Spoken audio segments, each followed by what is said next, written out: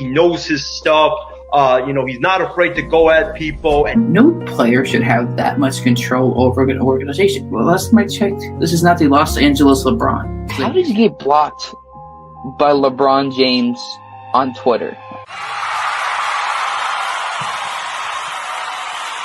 Talking about, wanting to inspire and like, I'm inspired right now. I want to run through a brick wall for you right now. Cutthroat. It's very, up and down roller coaster of emotion. God put me in a position.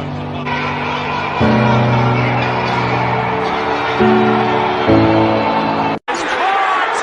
Diggs, sideline, touchdown, unbelievable. It's always a good time when I get to get on That Dude 2020's show.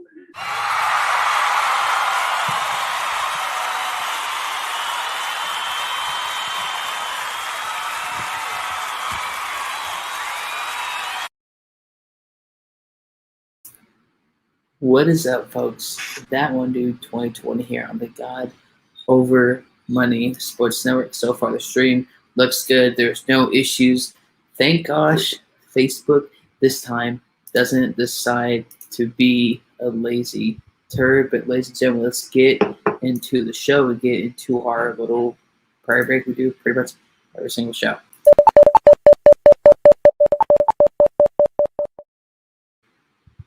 Lord, we thank you for this opportunity. It's another episode, no matter how hard it gets.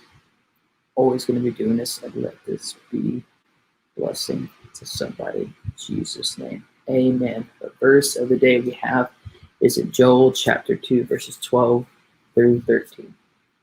Even now, declares the Lord, return to me with all your heart, with fasting and weeping and mourning.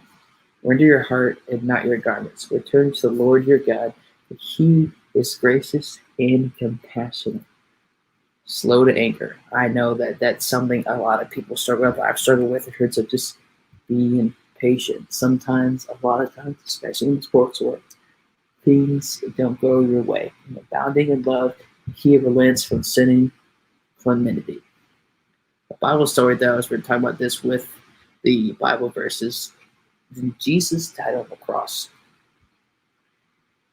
A lot of times in this world nowadays, grace now it doesn't exist. You messed up. You screwed up. You're too far from God. Well, folks, that's a lie. No matter your mistakes, your screw-ups, as long as you have breath in your lungs right now, you have an opportunity to have a relationship in Christ, to be made new in him. No matter your mistakes, our mistakes, every human has made mistakes. We're human. We were born in sin. And that is okay. And that's the beauty part in him, is coming back to him no matter our mistakes or screw-ups. We have an opportunity in him. Ladies and gentlemen, let's get to our NFL topics of tonight here. The NFL season is coming to approach. I know it's the preseason, but I just need me some football. I feel like this offseason has been incredibly busy with so many amazing special guests and a lot of great special guests coming in August and September. So just be patient. So we're going to go through all 32 NFL teams one by one and predict kind of what the record could be, injuries or anything could happen. But of course, breaking news coming out of the NFL a couple hours ago or so, people know that Cameron Akers is unfortunately out for the entire 2021 season due to tearing his ACL. Man, that guy was a dog. He was a phenomenal. Their best leading rusher for the Los Angeles Rams in 2020. I wish him the best in his health and his recovery. And it's unfortunate.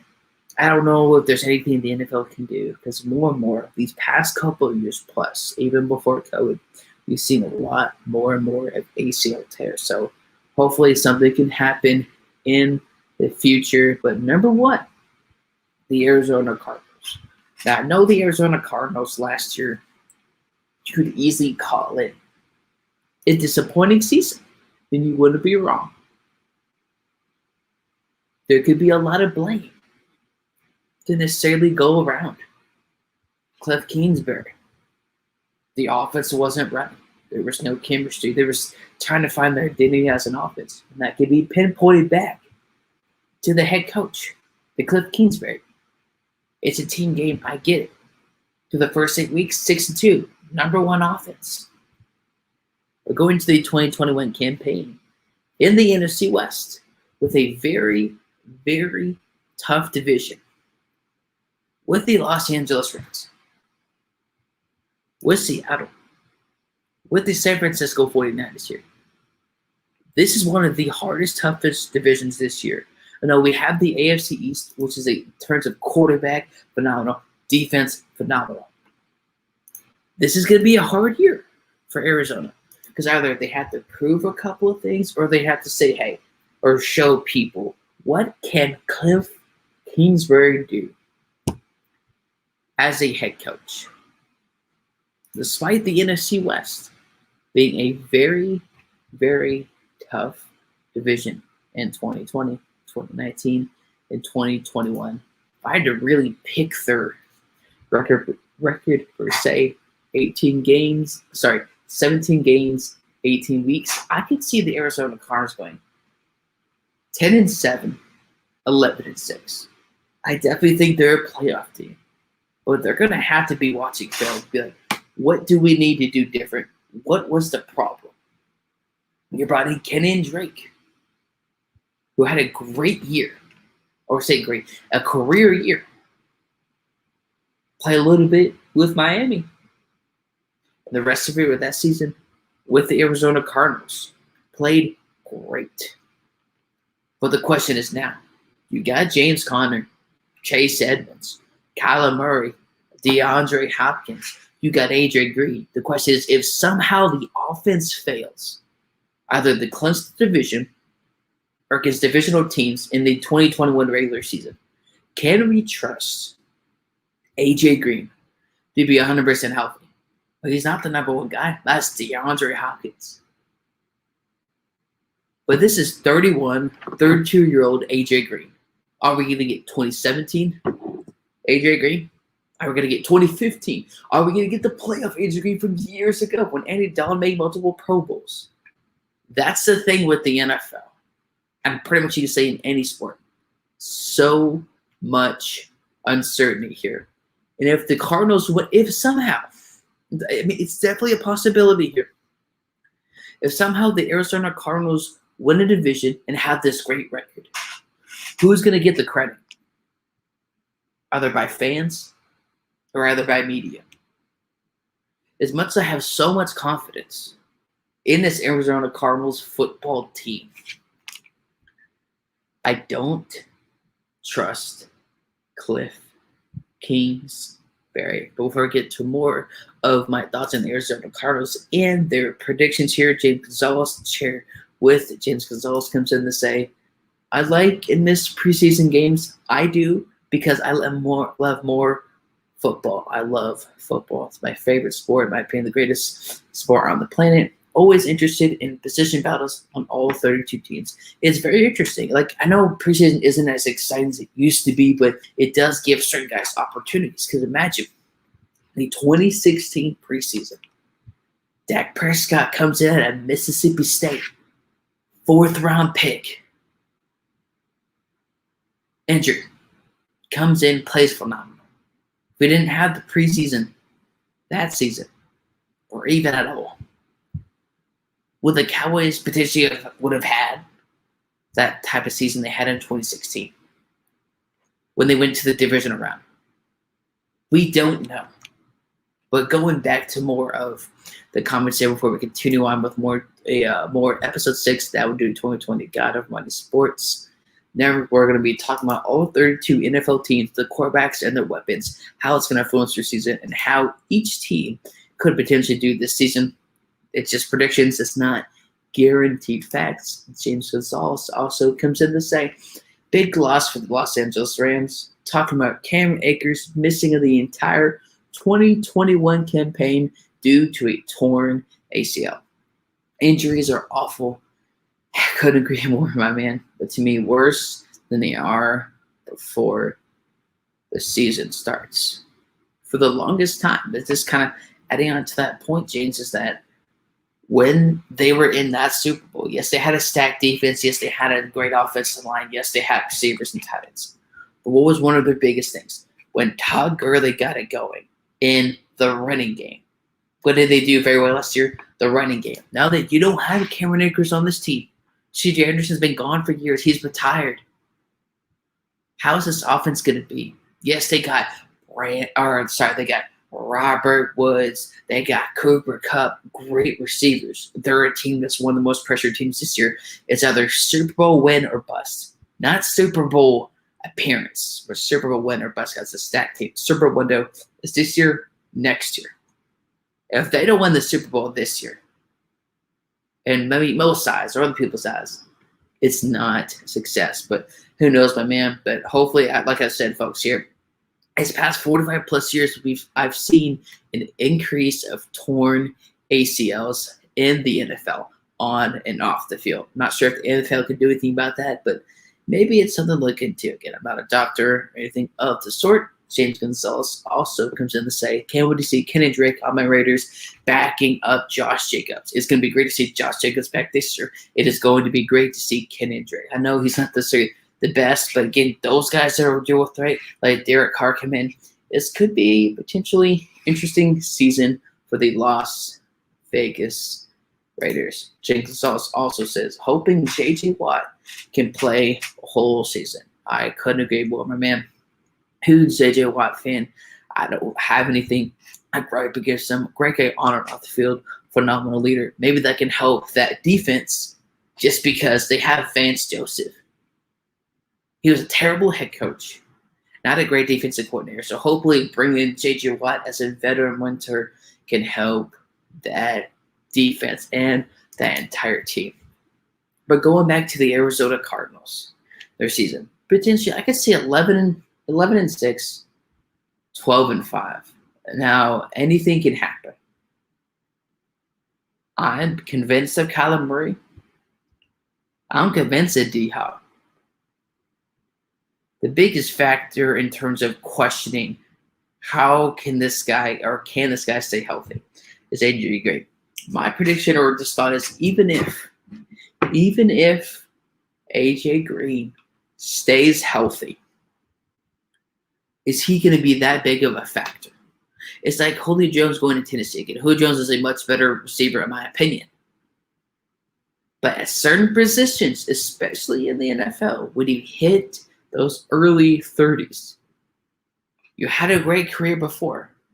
But looking at it now, can they produce? Can they help their team in big division clinching moments or against teams that they've struggled with in the past? So who knows what can happen with the Arizona Cardinals, but I say potentially 11-6, 12-5. They do have a chance to win the division.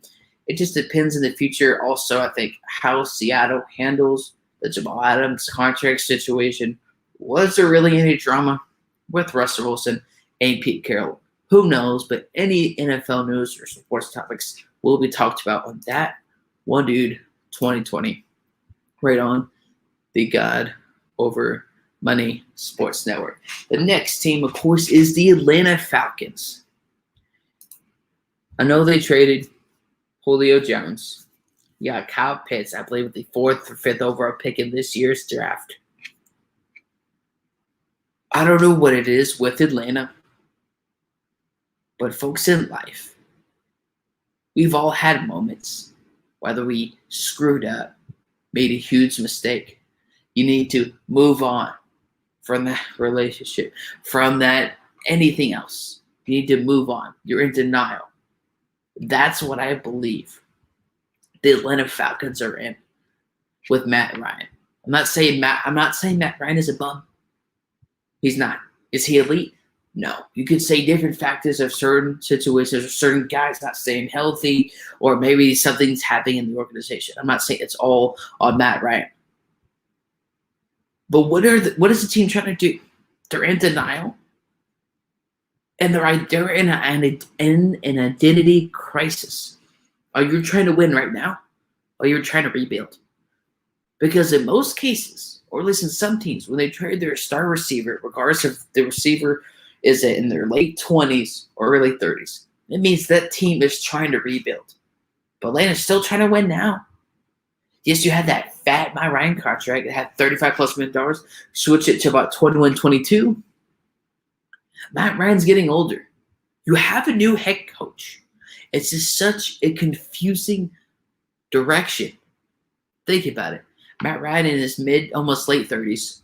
You get a new head coach. Usually when you get a new head coach, you trade your star receiver or veteran star receiver. Does that spell trying to get to a Super Bowl?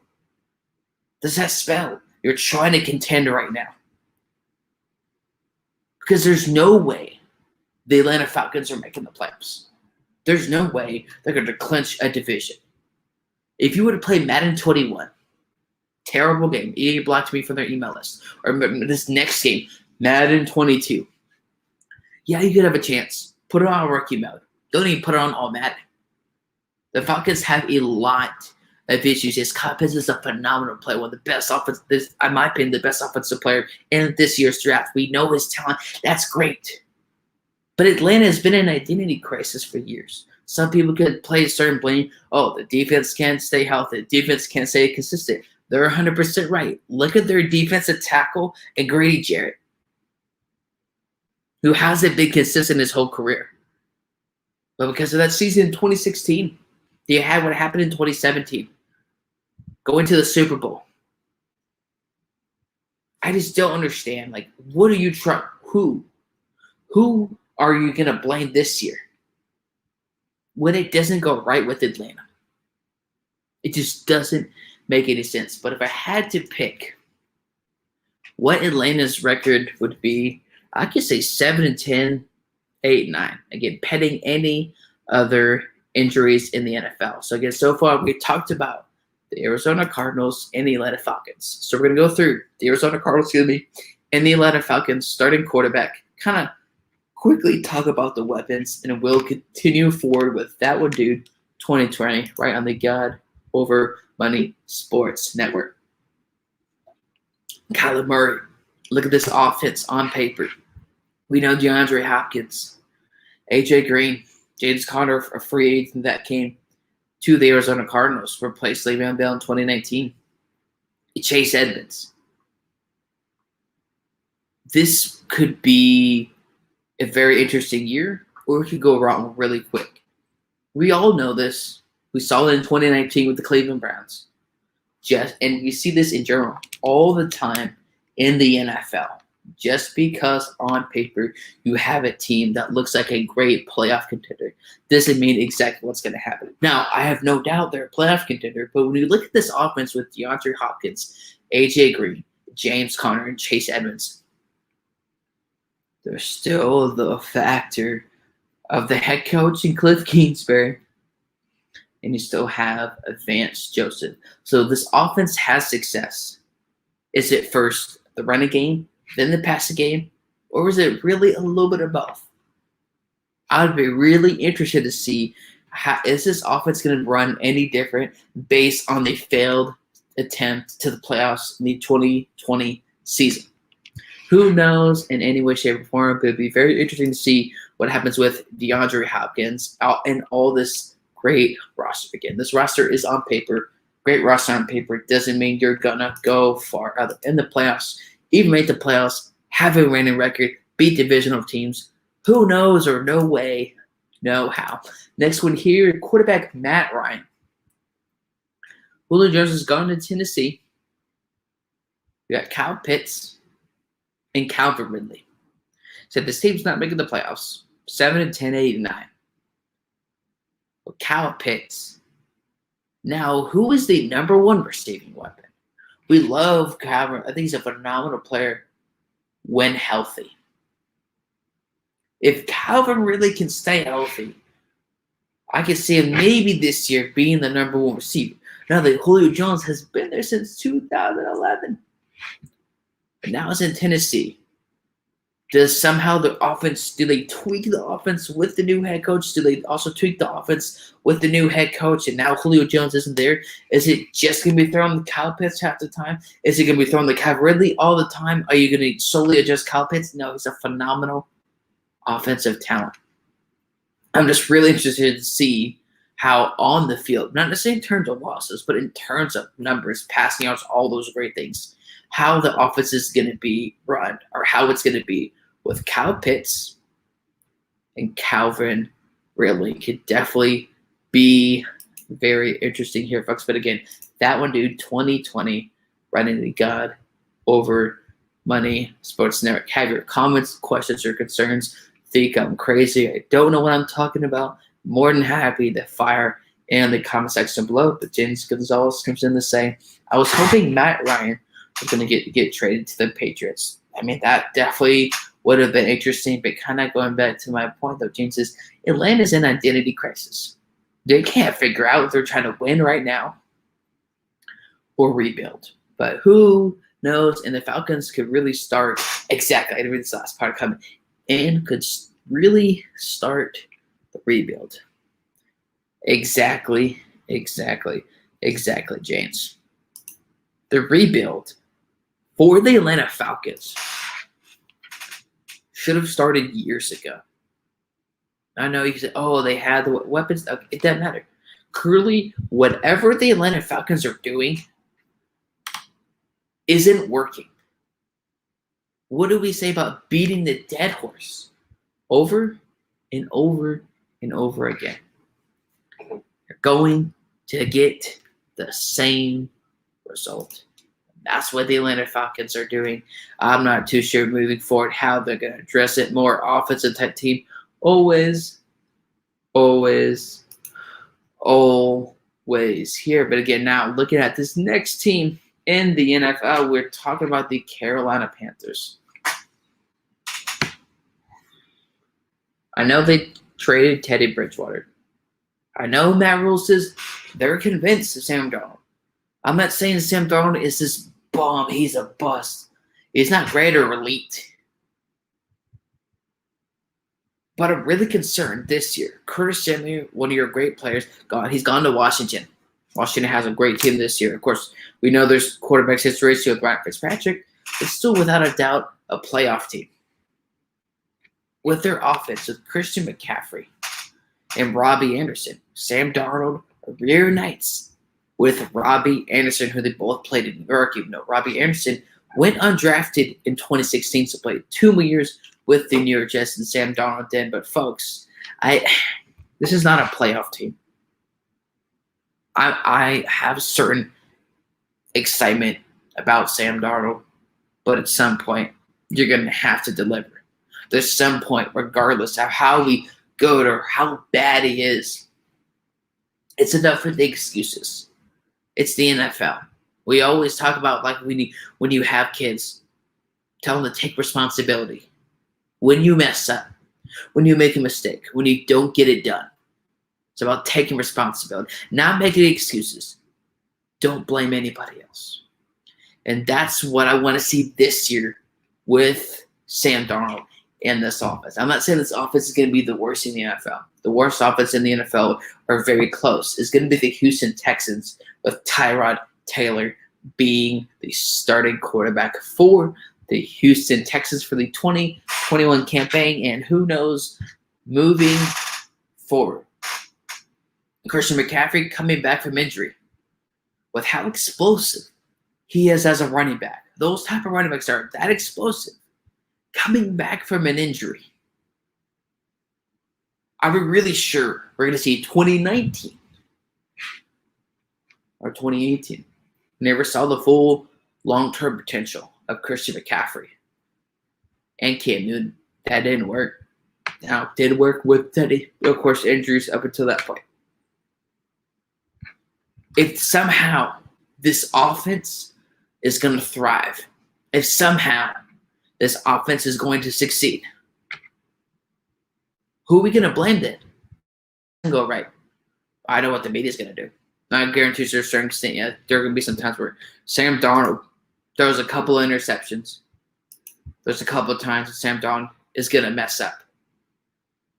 I get that. But the media is going to put a lot of this on Sam Darnold. We know media has bias towards certain players. And we know also, since the media has bias towards certain NFL quarterbacks or NFL players, although the media is going to have a negative bias despite whatever happens with certain players. And that's what I believe it is with Sam Darnold. Now, I'm not defending Sam Darnold. I'm not saying he's great.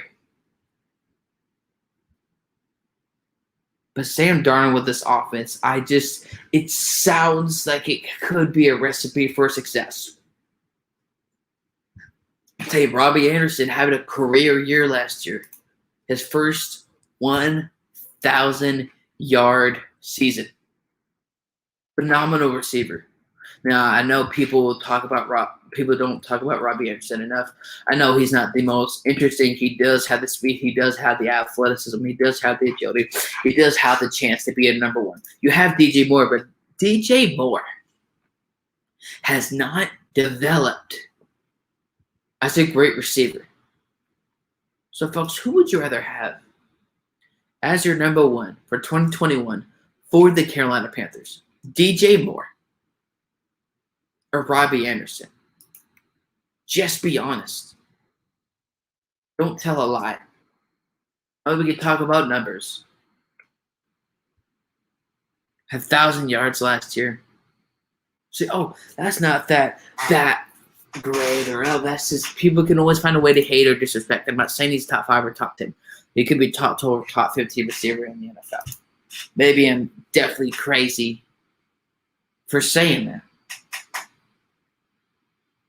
But last year, you remember those injuries at the quarterback position or at the running back position. Chris McCaffrey, Teddy in that offense couldn't get it done.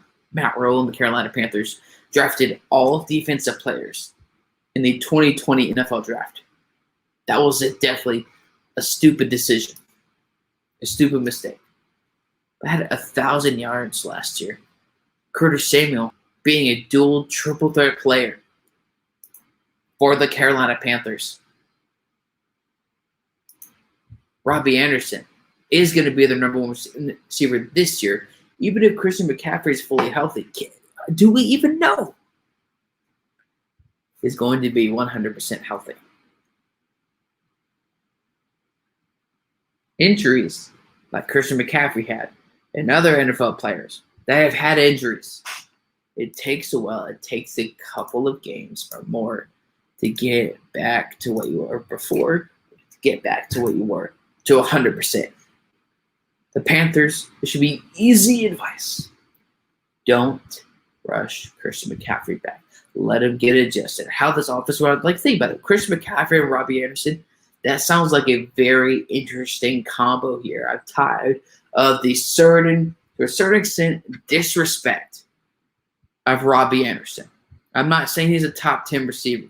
I'm saying he's put some, or even a little bit, of respect on Robbie Anderson's name. Now, if you had to really pick the record per se, yes, they're also kind of in a division in the NFC South, so it's going to be very, very tough. Who knows? But before we continue on, Jamie Gonzalez, my man, says, keep doing your thing, man. Thank you always for the support. Again, folks, I am a former security guard. I had a certain site that I had, I guess I won't name it. It's always private information with that company. But it's a phenomenal site, and I was definitely blessed to be there. So thank you for the support, man. And we're going to be doing a phenomenal always for the support, even though I wasn't there that long. But thank you always for the support. Keep doing your thing, my man. Looking at the Carolina Panthers, it's going to be another losing season. Kind of going back to what James Gonzalez said a couple of minutes ago. It's going to be a few years till the Carolina Panthers are decent. No, you're right, but it gets weird for me, James, just because, yes, I could say in a couple years they could be very good, but at the same time, how could that be formed? Could that be changed? Depending on what happens or what doesn't happen with Sam Darnold. Because let's go through two options here. I'm not here to play Doctor Strange or do Loki or break the timeline or branch the timeline. Sorry, that's a spoiler for people that haven't watched Loki episode 6. So we'll talk about a little bit about Marvel on the show. We're in it late from time to time. So you haven't seen the show, then go watch it on Disney Plus. I'm not responsible for your physical or mental health if you disagree with any of my takes. Let's go through these two potential options. Let's say it doesn't work out with Sam Darnold this year. That changes how they approach the draft, right? Because if it works for Sam Darnold, he's your guy for the future. You got to get that offensive line. Christian McCaffrey's fully healthy. Robbie Anderson's a phenomenal receiver. How does that change? That changes their draft plans. Is that good or bad? Who knows? I'm not saying Sam Darnold isn't going to work out with the Carolina Panthers, but folks, I'm giving y'all two options here of what could happen. Let's say it works out with Sam Darnold and the Carolina Panthers. Is that a good thing for the Panthers? Is that a bad thing? I'm not saying it's good or bad. I'm kind of really a question mark at this point. I'm not saying Sam Darnold isn't great. I'm not, because he's not. I'm not saying he's bum. I'm not saying he's elite. He's kind of towards the lower end of the path. I know he's happy to be out of New York. Adam Gase is a joke of a head coach. Shouldn't have another job in the NFL. I think anybody could agree with that notion or with that statement.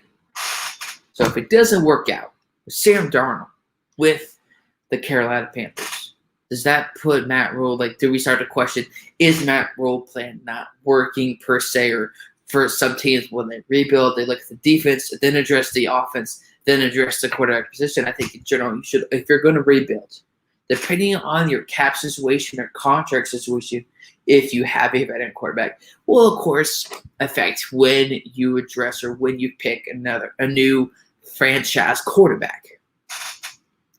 But with the Panthers, it doesn't work out with Sam Darnold. You can draft a guy next year.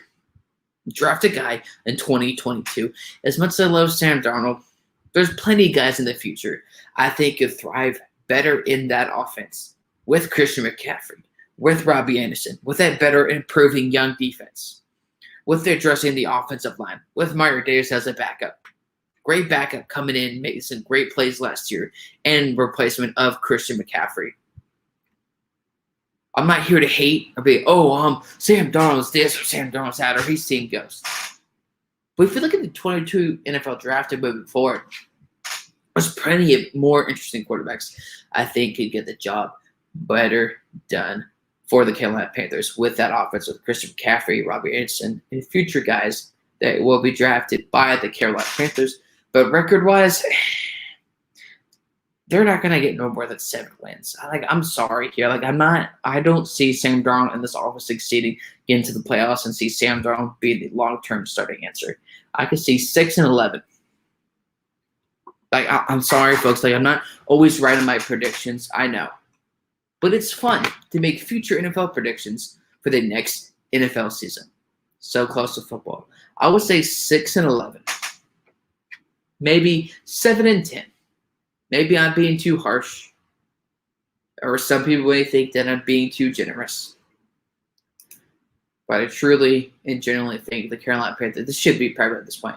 The Panthers aren't making the playoffs. They're in the NFC South, and it sucks for them. It sucks with the other team. You got the Saints. Atlanta's trying to figure out what their identity is. Do they rebuild? Are they trying to contend? You got Tampa Bay, who's going to win the division next year. Tom Brady will poorly play with a torn MCL all of last year. Now being fully healthy from that injury, the Bucs are going to be even more firing off and potentially back-to-back Super Bowl champions against the Carolina Panthers. I could think they could go 6-11, maybe 7-10, but who knows? No how. I say Leon from the MS6 Sports Network says 49ers. You're saying the 49ers will win the NFC West with either Jimmy G or Trey Lance as the quarterback. First of all, no, that's not going to happen. They're not even going to make the playoffs. But number 2 here, I say, even if they somehow win the NFC West, which they won't, it's not going to be because of the quarterback. It's that defense. It's that running game. We know that. How do you think they got the Super Bowl that year in 2020? It definitely wasn't because of Jimmy G. He didn't need to play at an MVP caliber like level. Be interesting to see what happens with the San Francisco 49ers here in 2020. Well, before we go to the next team in the Chicago Bears, got to do this Isaiah Rochette here. Isaiah talking about the 49ers winning the division, thinking that they could potentially make it to a Super Bowl. Now that, let's do a quick video, Isaiah roast sesh. This is absolutely hilarious. There's no audio, but just watch. Cal and I and Isaiah were on a post-show call. Isaiah turned off his audio, but forgot to turn off his camera. Just watch, ladies and gentlemen.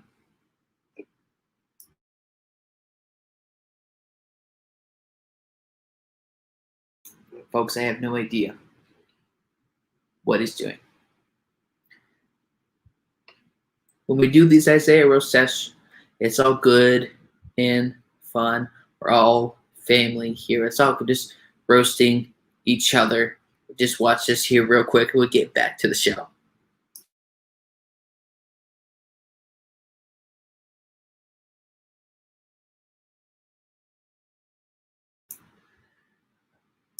Enough cringe fest, but we get the point. It's a quick Isaiah roast video, but now going to another NFL team, the Chicago Bears.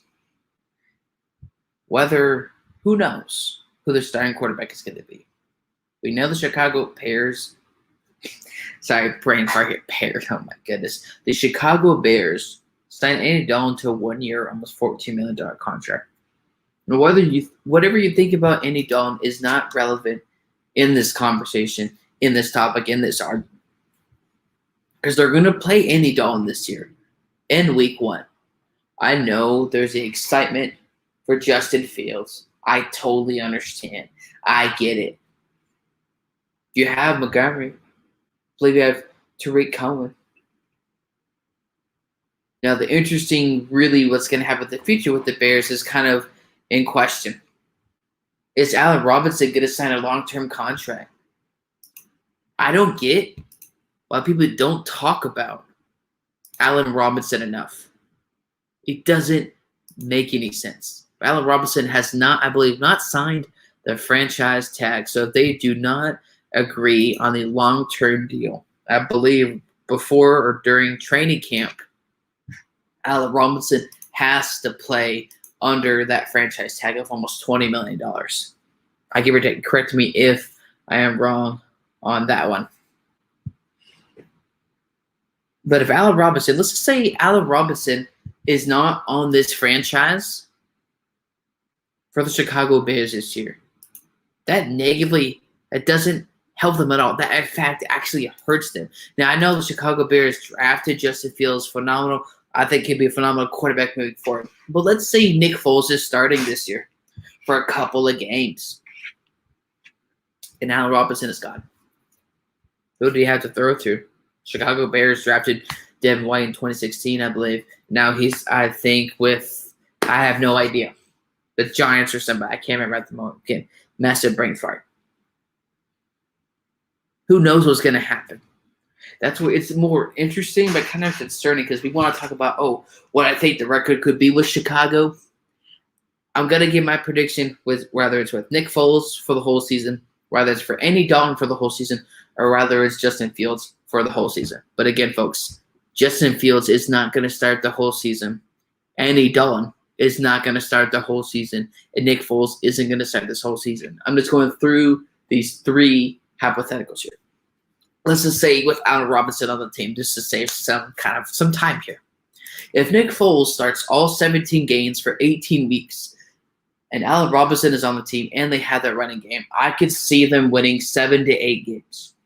If Andy Dalton is the starter for all 17 games, 18 weeks, again, these are just hypotheticals. Of course, Nick Foles, Andy Dalton, Justin Fields aren't going to be starting all 17 games for 18 weeks. Excuse me. All birds and farts are allowed on the show. It's just a burp or fart. Grow up. With Andy Dalton being the starter, I could see them winning 8 to 9 games. Is it because of Andy Dalton?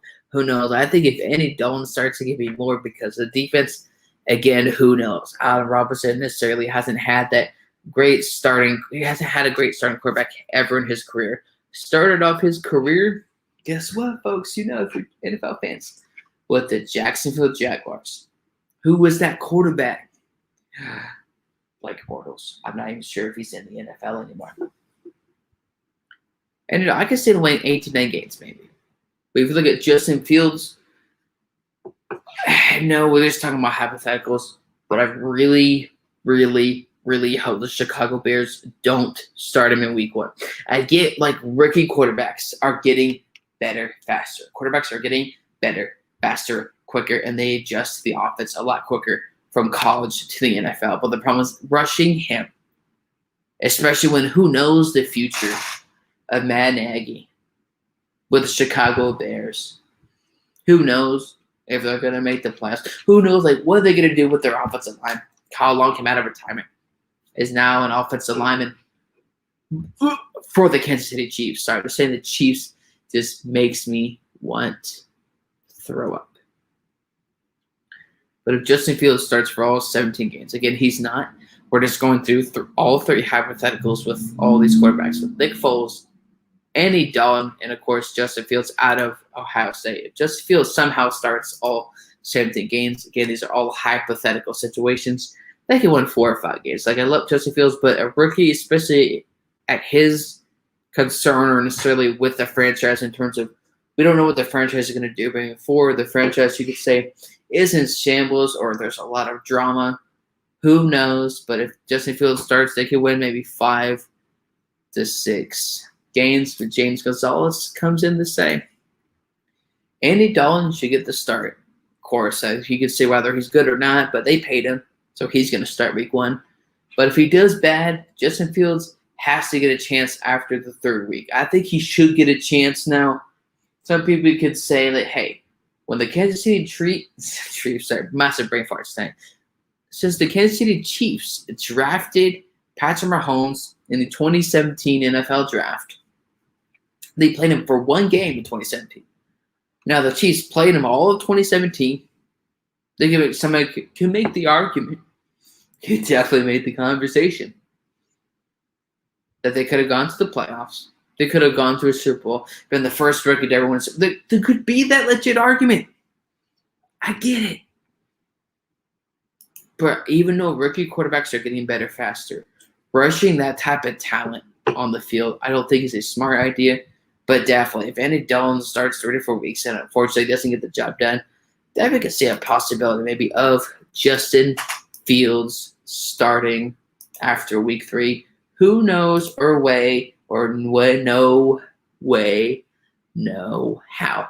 Talking now about the Detroit Lions. Oh my goodness, folks. I don't know how to react to the 2021 Lions. I don't know if I have any friends here that could give me the reaction or the honest take, because I don't know what's going to happen with the Lions. It's going to be a poop shoot. It's going to be hilarious. It's going to expose Jared Goff, because the organization say, oh, no. Jared Goff is our long-term answer at the quarterback position. Or in terms of, no, they actually said, oh, we believe in Jared Goff. Folks, let's be honest here for a second. Jared Goff was a byproduct of his offensive weapons. You had that defense. Take away Todd Gurley from that team. Do they make that Super Bowl? Do they win that division? Do they have multiple playoff wins? I don't think so at all. Would the Rams have had that much success without Todd Gurley when Jared Goff was their starting quarterback? How about no?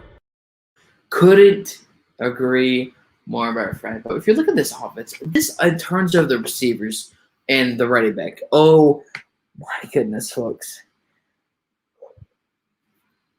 Jared Goff being the starting quarterback, DeAndre Swift, potentially great young running back moving forward, Tyrell Williams, who's been around the league, played with, of course, San Diego, a little bit with LA, and then played with another Las Vegas Raiders. That didn't work out. Now he's spent some time with the Detroit Lions. Folks, look at this. Look at this roster of offensive weapons for Jared Goff. If this doesn't expose Jared Goff, I don't know what will. DeAndre Swift, Tyrell Williams, Rashad Perriman, who his best year was in 2019, was 600 yards, when Jameis Winston had that 30 for 30 TDs, and 30 interceptions. That's supposed to be his number one of his starters. Sorry, brain fart today. It's been a long week so far. One of his starting receivers, Rashad Perriman. And then another guy. I apologize if I get his name wrong or in terms of pronouncing his name wrong. Quintez Cephas. Butchered the name. I know I embarrassed myself. That's okay. But these are Jared Goff's weapons. People thought Jared Goff was a top quarterback. Some people did. Maybe not necessarily always in the media. But certain fans. Jared Goff was their guy. We know. Just be honest, folks. Jared Goff is not great. And looking at this roster, the only decent weapon is DeAndre Swift. Tyrell Williams, Rashad Perriman, Quintez Cephas. Who is Jared Goff throwing to? Is Adrian Peterson even on that roster? Is Adrian Peterson even in the NFL? No, he hasn't officially retired, I believe. He had Adrian Peterson last year. Who did Jared Goff have to throw to? Who? Name one player. It shouldn't be so obvious. Just like James Ozell said right here. Yeah, the Lions are playing for the number one pick. I can easily see him getting potentially the number one pick next year, depending on what happens with the Houston Texans and Tyrod Taylor. Who knows? And with the new head coach this year, with 17 games, 18 weeks, who knows how that's going to work out. But I could see the Lions going 4-13, 5-12. Jared Goff will have some good games with 300 yards passing, 2 TDs and no picks. He'll occasionally have that good game. But this receiving core alone is dog poop. Tyrell Williams, Rashad Perriman, Quintez Cephas. Those are supposed to be your 3 number 1 weapons on the receiver position. I don't know. I forgot the Lions cap situation. They didn't go after anybody in free agency. If you were convinced of Jared Goff being your future starting quarterback, why didn't you get a receiver in the draft? I'm not saying that you're going to get a top 3 receiver. Why didn't you at least get a decent receiver in the draft to help your supposed franchise quarterback, long-term answer at the quarterback position? Why did you address the receiving position, Detroit? Exactly. Because it's Detroit and they screw it over and over and over. You know how many players that they definitely screwed over the years. But again, folks, now more NFL talk. That one due 2020.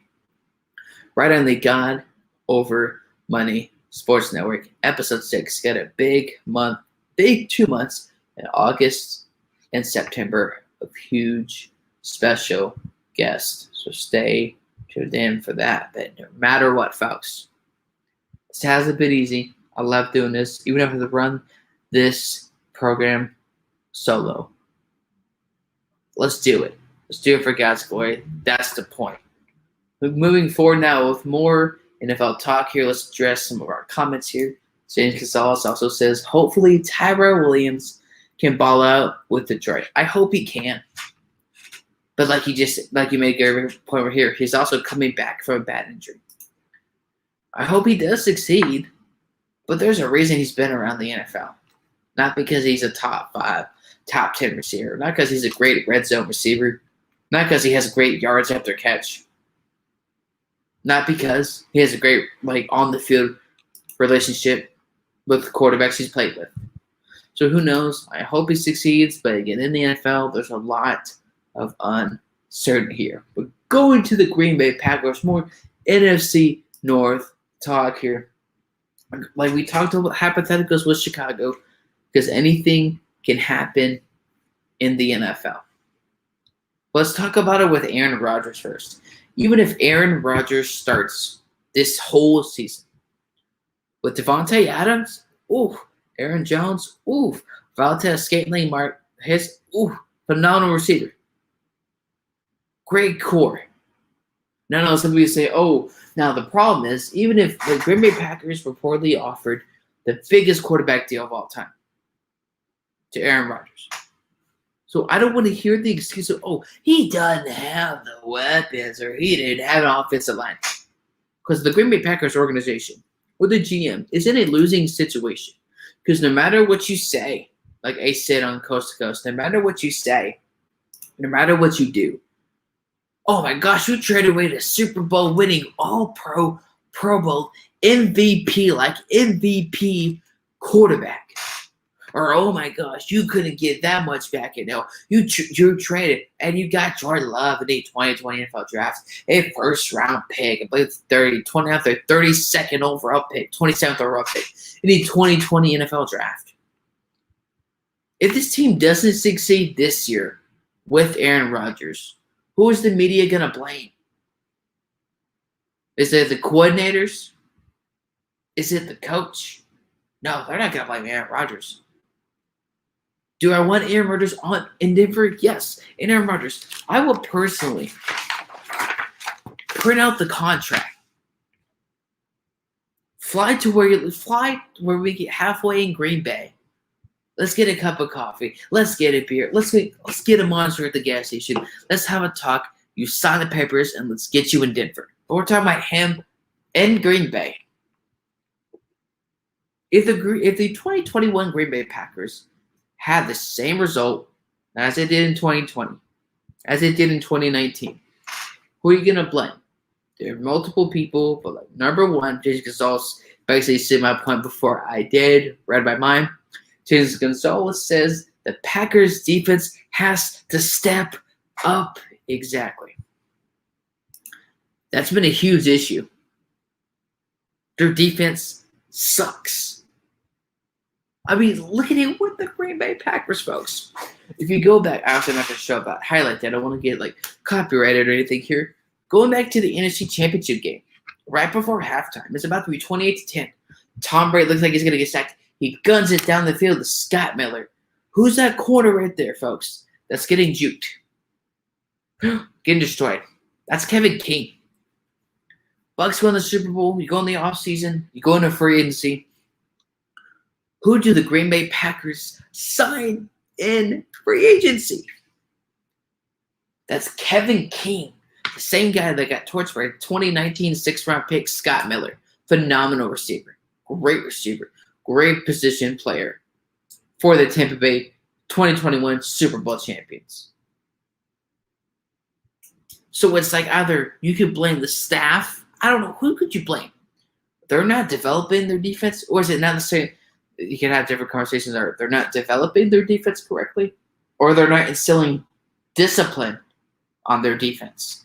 It's the same thing over and over and over again from the past two NFC Championship games for the Green Bay Packers on defense.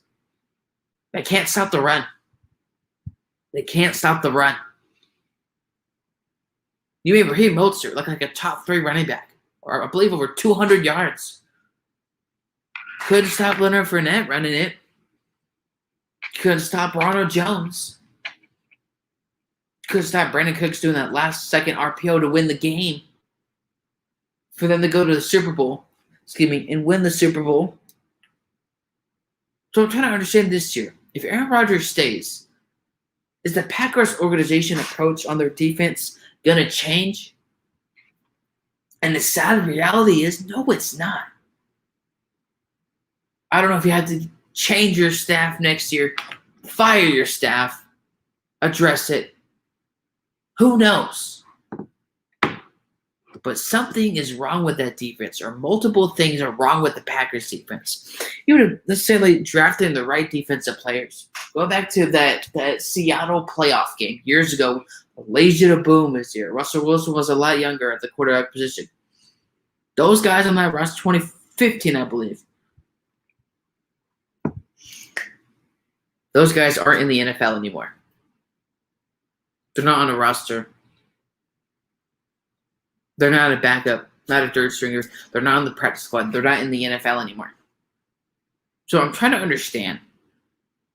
I've watched film. I've watched the games. I've talked to people. I've talked to league sources. I don't understand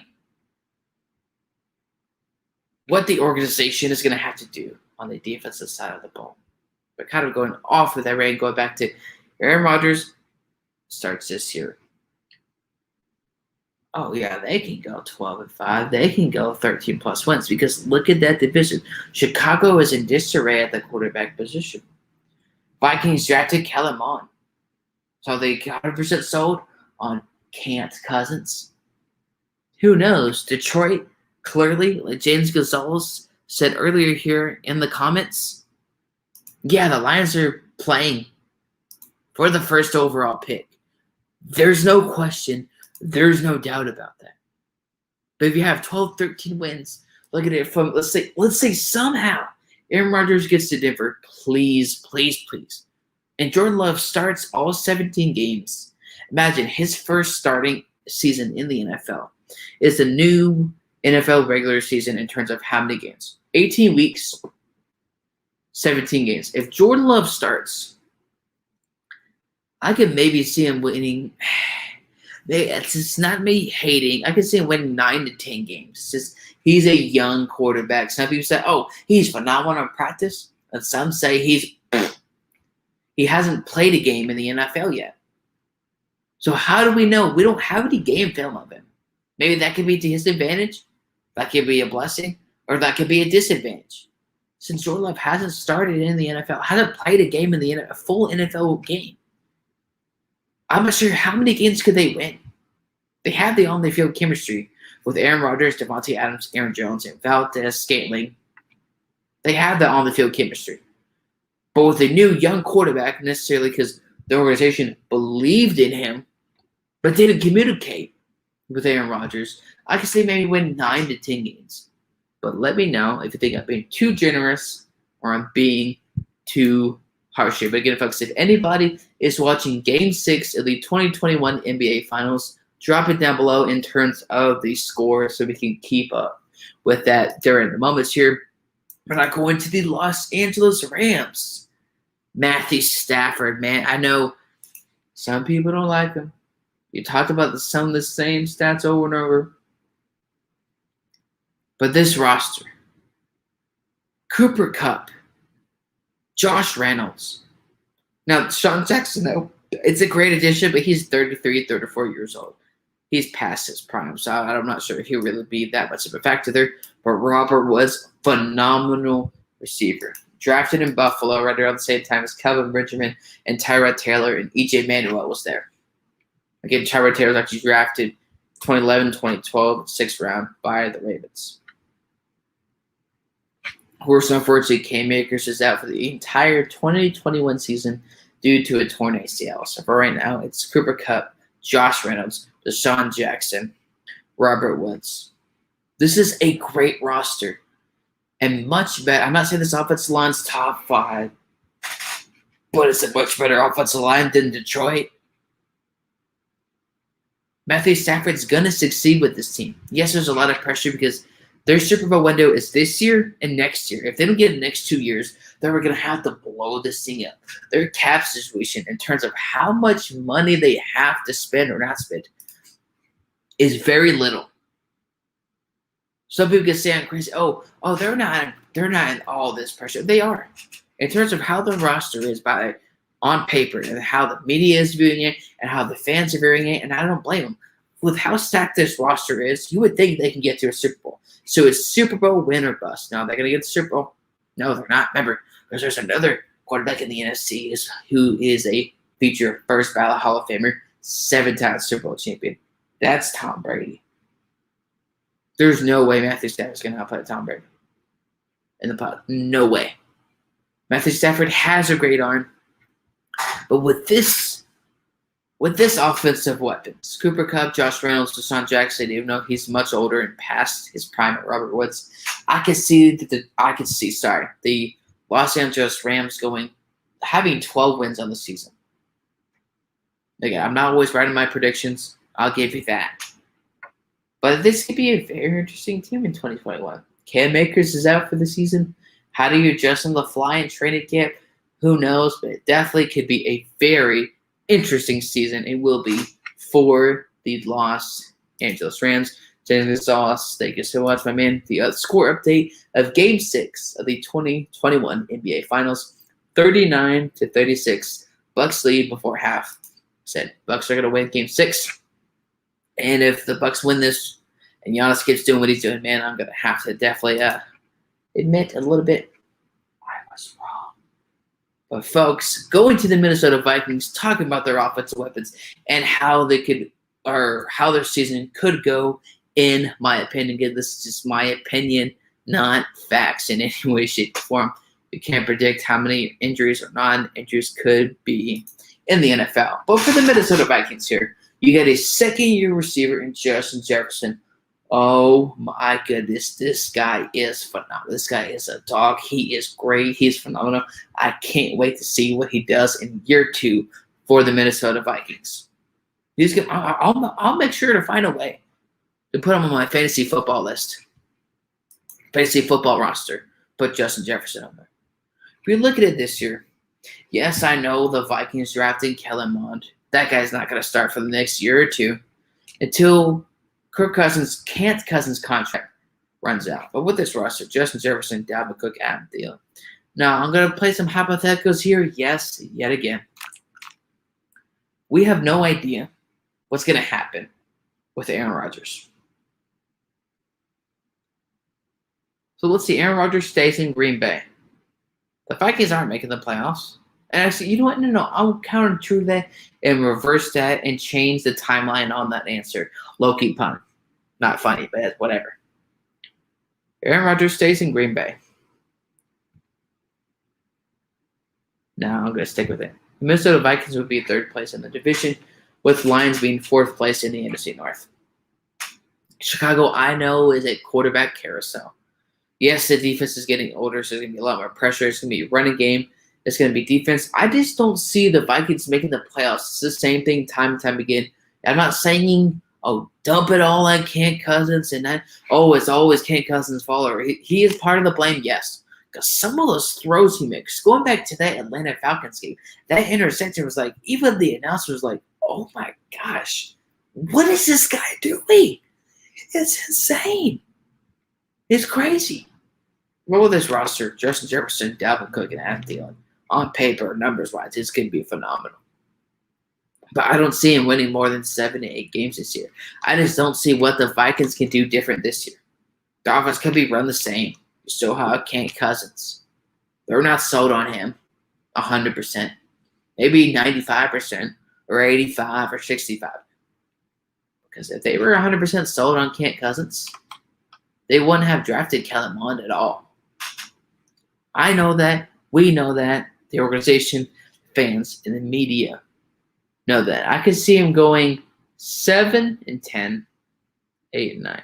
Okay, my predictions are usually wrong, but it's always fun to make predictions, and it's exciting because you never know what can happen in the NFL season, postseason, preseason, or in training camp. I believe the Minnesota Vikings could go 7-10, 8-9, 18-week season, 17 NFL games. James Gonzalez comes in to say, I really wanted Justin Jefferson to get drafted by the Raiders. I'm so glad he didn't. He would have been torching my Broncos, so thank you.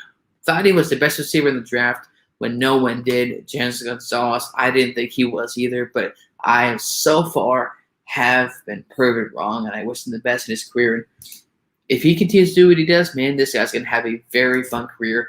Going to be very fun to watch. But now going back to more NFC with the New Orleans Saints.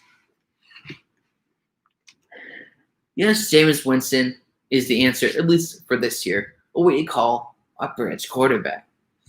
Taysom Hill is not the answer. That contract they gave him is like, let's say if I got it back of Lay's potato chips. What is it? It's mostly air. It's empty calories. It'll be interesting to see. It's more kind of a question mark in terms of, yes, Jameis Winston is going to start, but occasionally they'll put in Taysom Hill. It's going to be kind of a confusing year for the New Orleans Saints. Michael Thomas is coming off an injury. They don't have a long-term answer at the quarterback position. You got Alvin Kamara coming back, Traquan Smith, Dante Harris, phenomenal extra receivers. And, of course, I believe you had a receiver that retired from the NFL.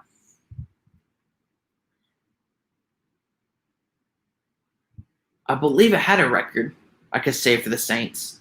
But for me, I believe they're the only team this year, in my genuine opinion. Y'all let me know in the comments if they go crazy. Again, I'm not responsible for your physical. Again, I'm not responsible for your physical or mental health if you disagree with my takes. But I think the Saints are the only team this year where it's kind of, you can say a mystery. You can say that with all teams. But specifically more of a mystery with this team. Drew Brees retired. Phenomenal career. Super Bowl champion, multiple Pro Bowls, all-pro quarterback. But now you got Jameis Winston on a one-year deal. In some practices, it's been reported that he's not doing very well. Taysom Hill been injured multiple times. The way he plays, or like a less interesting Lamar Jackson. There could be a lot of dysfunction. I wouldn't be surprised, as James Gonzalez said, wouldn't be surprised that there's dysfunction on the Saints. It's a very weird timing for the Saints. Not necessarily just because of Drew Brees' retirement. The Bucs are the Bucs. They have Tom Brady. Now, if Tom Brady wasn't on the Bucs, it was still on the New England Patriots. This could be a much better year for the Saints. The Panthers, of course, I know they're not making the playoffs. Neither is Atlanta. They still have that defense. A couple players are getting up. Cameron Jordan's in his early 30s. You have another Mario Davis is getting older. You have two other quarterbacks, I believe, from the 2016-2017 NFL draft. They're going to be up for a contract in this next year. So this is bad timing for the Saints. Because if they don't somehow do well, have success in the playoffs, or don't make the playoffs, I think they could make the playoffs. And you still don't have the answer at the long-term, at the quarterback position. What are you going to do about your two cornerbacks that you drafted 2016? You're going to pay them fat money. You're going to try and find a quarterback in the draft. For the first time in Sean Payton's career in a long, long time, you can't rely on Drew Brees and his arm. So I'll be really curious to see how Sean Payton adjusts this offense in 2021. Either with mostly with Jameis Winston and occasionally some Taysom Hill. I could see the Saints going 9-8, maybe 10-7. Again, it's mostly going to be the running game. Jameis Winston's not going to have that like 2018, 2019 season in terms of or how many passing yards like it did in 2015. I'm just really curious. I could say 8-9, 9-8. I don't know what's going to happen. Whether it's because of ego, but something is going to happen. I truly believe, in my opinion, in the organization, on or off the field, that's going to blow this whole thing up. And with the cap situation moving forward, it's not likely that you could see him in the Super Bowl in the next 3 to 4 plus years. But again, that went through 2020, the God Over Money Sports Network, episode 6. More talking about each and all 32 NFL teams, their starting quarterback or quarterbacks and their offensive weapons, and what their record could be for the 2021 NFL season. But going to the New York Giants, Daniel Jones.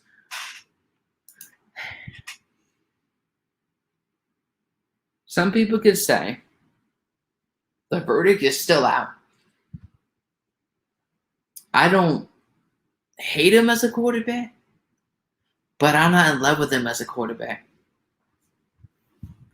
Saquon Barkley was out pretty much almost all of last year. The way Saquon Barkley plays, you're prone to injury. With the way Saquon Barkley plays, that injury he had, to be 100%, to have a chance to be what you were before, who knows how many games that takes. Yes, there's always a chance to re-aggravate that injury, for that injury to re-happen. To happen again. To be significant. Darius Slayton, Dante Pettis, John Ross, all weapons on the roster. Yes, you can say because of COVID, I'll give to a certain extent. But with the NFC East this year, it's a lot more open than I think people think for the NFC East crown. Yes, you got Washington with that great defense. Look at Thomas. You got your great, very awesome receiving core. Marcus Patrick being that veteran guy for this year. Playing at an MVP caliber-like level for a couple of games. And then falling down the cliff like it happens every single year. But bringing it back to the Giants, though, I could see them having some success this year. But if Saquon Barkley takes a while to come back from that injury or to be fully recovered, even though he's starting those games, who knows how their offense is going to be run? I don't know. But I think it's definitely very interesting here. James Gonzalez makes a good point. Like, I'm kind of on that verdict here, James. Like, it just really depends to a certain extent on Saquon Barkley's health. But the problem is relying on Saquon Barkley to beat 100%. The way he's played is prone to injury. I'm not a fan of Saquon Barkley as a running back, but who knows? But James Gonzalez comes in to say, I want to say the Giants can compete for a playoff spot, but no, not yet. Exactly, James. With the Giants, it's really weird, but with how open the NFC East is, who knows? But I do have the Washington football team winning the NFC East in 2021. I could see the Giants going. I could see them winning it, but they're not. I could see them going 6-11, 7-10. I'm not a Giants hater. I'm not a Daniel Jones hater. I'm not a supporter. Even though the NFC East is open, it's just with those injuries of Dante Pettis and John Ross, guys that necessarily aren't great. I'm not sure how they're going to mix on the field. I'm not sure how they're going to measure on the field together, how they're going to order together, how they could have some success per se. Getting time with the New York Giants, I can see them going 6-11, 7-10. Again, I'm usually wrong my predictions, but it's always fun to make more NFL predictions for each NFL season, regardless if I'm correct or incorrect. But going to the Philadelphia Eagles. Oh my goodness, folks. Another dumpster fire. Yeah, essentially Zach Ertz is unhappy. He wants out, or he wants a new contract. Or the Eagles got a new head coach in January. They're trying to convince or they believe in Jalen Hurts. Jalen Hurts is our quarterback. Jalen Hurts is our guy. We believe in Jalen Hurts. Number one, no, you don't. Number two, with the Eagles and Jalen Hurts, we could just look at film from last year. You could always make improvements. Some people say rookie year. Yeah, Jalen Reagor. Zach Ertz, question mark, depending on what happens. Which I think at this point, he's going to be with the Eagles in 2021. Devontae Smith, great receiver. Jalen Reagor, drafted out of TCU in 2020. Every said he could have drafted another receiver in the 2020 NFL draft drafted by the Minnesota Vikings. I just don't see how the Eagles could have success this year in wins and losses, or at least making some type of positive development. What I don't get is, what are the Eagles? Are the Eagles really sold on Jalen Hurts? Are they in denial that, hey, we realize we messed up with this pick? But you don't necessarily have a chance to decide that, at least for 2021. You traded Carson Wentz. You said you were done with Carson Wentz. You traded him. He's gone. But now, folks, you give him the reins to Jalen Hurts. Can he step up to the plate? Is he going to screw up? That's a question. Who knows? I don't see them winning more than 5 to 6 games in 2021. But what can you tell me, regardless of, let's say, without numbers or film, what is one distinction how Jalen Hurts could have success in 2021 and how he somehow is a starting NFL quarterback? He overthrows receivers his rookie year. That doesn't change overnight. That doesn't change in one season. It doesn't happen in just one offseason. I get we can have fans of Jalen Hurts. I get it. I'm not saying he's going to be a bum. I don't like him. I'm not convinced of him as a quarterback. With a new young head coach, they're not going to be contending for the NFC East crowd. They're not going to be contending for the NFC for a couple years at a time. And if it doesn't work with Jalen Hurts as their quarterback, man, this is going to be a long 5 to 10 years for the Philadelphia Eagles here. Jay Gonzalez, you're right. The Philadelphia Eagles could have had Justin Jefferson. Now, I get they should have drafted Justin Jefferson. That would have been a better option. But here's the thing. If the same situation happened with trading Carson Wentz, their offensive line was piss poor last year. People always blame all in Carson Wentz. I don't think it's completely fair. Not a Carson Wentz fan. Not all redheads stick together. But who knows? No way, no how. You still trade Carson Wentz to the Colts for those picks. You have Jalen Hurts and Justin Jefferson in 2020. Justin Jefferson doesn't have that year because if you saw on plays, regardless of, let's just ignore numbers from 2020. Jalen Hurts, time and time again, overthrew receivers. So yes, Justin Jefferson is the better pick. But would he have had success with the Eagles in 2020? No, not because he isn't capable. He's very, very capable. He's great. But with Jalen Hurts overthrowing receivers, how are we gonna know? That wouldn't have been a good pick for the Eagles because of who you have as your starting future franchise quarterback. We believe it, Jalen Hurts. I don't see them winning. I don't see them winning more than 6 to 7 games. Jay Gonzalez also comes in to say, I like Jalen Hurts. Hopefully the others around him can step up. I hope they do. I believe they can stand up. But my only thing really is that even if they do step up, how is Jalen Hurts going to be handled that pressure? You're the quarterback of the Eagles. You're their guy. If the whole offensive line protects Jalen Hurts, how is he in and out of the pocket? This is 18 weeks, 17 games. And be honest here, folks. Can we trust Jalen Hurts for 17 games to put the team on his back? And maybe I'm wrong or wrong about the sports media on this. If the Eagles' season is a failure, they're not going to blame Jalen Hurts.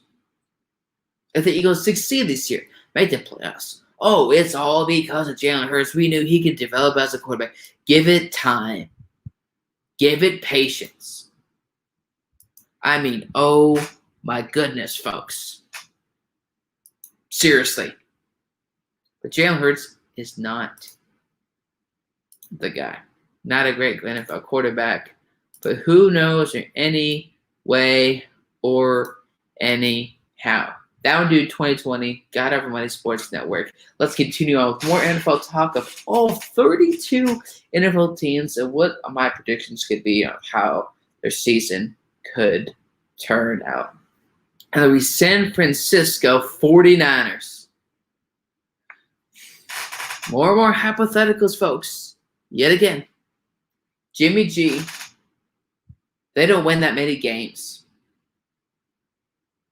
Trey Lance, yes, he's young, has the potential. You can say, oh, he only played like a Stern type of school, and he only had one season starting in college football, so maybe that could be a factor, yada, yada, yada. But in my opinion, regardless of that, I don't see, and you could say, oh, I'm wrong. Maybe this is a Higgins type take. But I don't see the San Francisco 49ers making the playoffs. I think Seattle, Seattle has an issue, though, of being a first quarter type team. For the first 4 to 5, maybe 6 games, Russell Wilson MVP candidate. They're going off. They're playing phenomenal. Defense is doing some things here and there, but the offense is getting it done for the whole team. Then towards week 7 and 8 and moving forward, plus the team starts to slow down. The team starts to struggle. So I'm not sure how it's going to help. But bringing it back to the Niners, though, I could see the Niners having some success this year. Maybe there's a chance. I mean, if you look at their receiving weapons, Brandon Ayuk, Jeff Wilson, Kevin White, former first-round pick in 2016 by, guess what? Sorry, Callan, the Chicago Bears. Deebo Samuel, Raheem Mostert, a great roster. This Jimmy was out most of last year because of that injury. You could say that Braves quarterback, that veteran mentorship for Trey Lance. Because the question is, or maybe a thought, y'all can get me in the comment section below, or I'll say this out loud too. If Jimmy G is 100% healthy for the 2021 campaign, and the Niners do well with him, or at least do semi-decent, like the Chiefs did in 2017 with Patrick Mahomes, should Trey Lance even start a single game this year? Or let's say, give them like a game or two at the end of the year, depending on what happens with their season.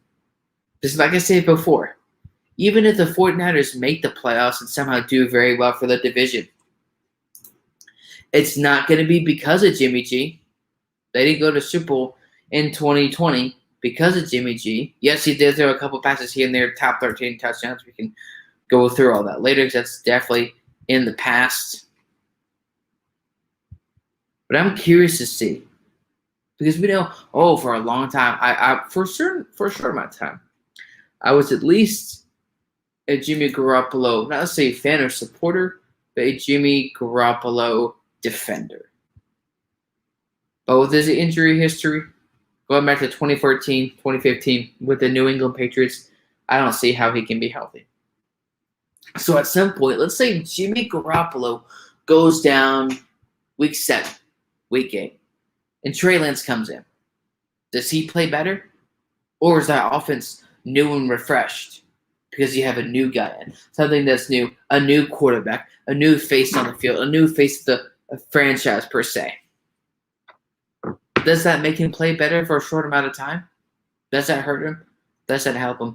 Who knows? I could see him, let's say if Jimmy Garoppolo somehow starts all 17 games, 18 weeks for the 2021 campaign in the NFL, I could see the San Francisco 49ers having potentially 8 to 9 wins. Again, y'all can roast me all year when most of my predictions are wrong, but it's fun to have these type of predictions for the 2021 NFL season. New predictions, new possibilities in the NFL. Again, injuries and other things can happen and get in the way.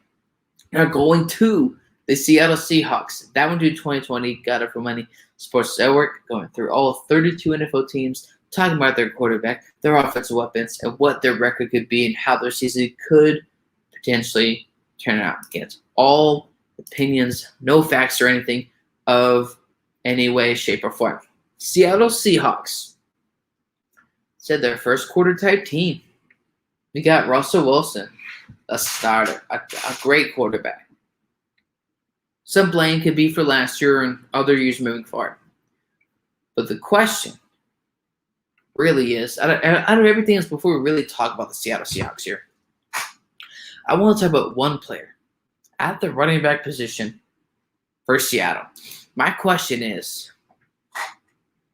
for Seattle fans out there, for NFL fans, football fans, or somehow if they're Rashad Penny fans, my question is to y'all. Y'all can let know in the comment section below. Is Rashad Penny a bust in the NFL?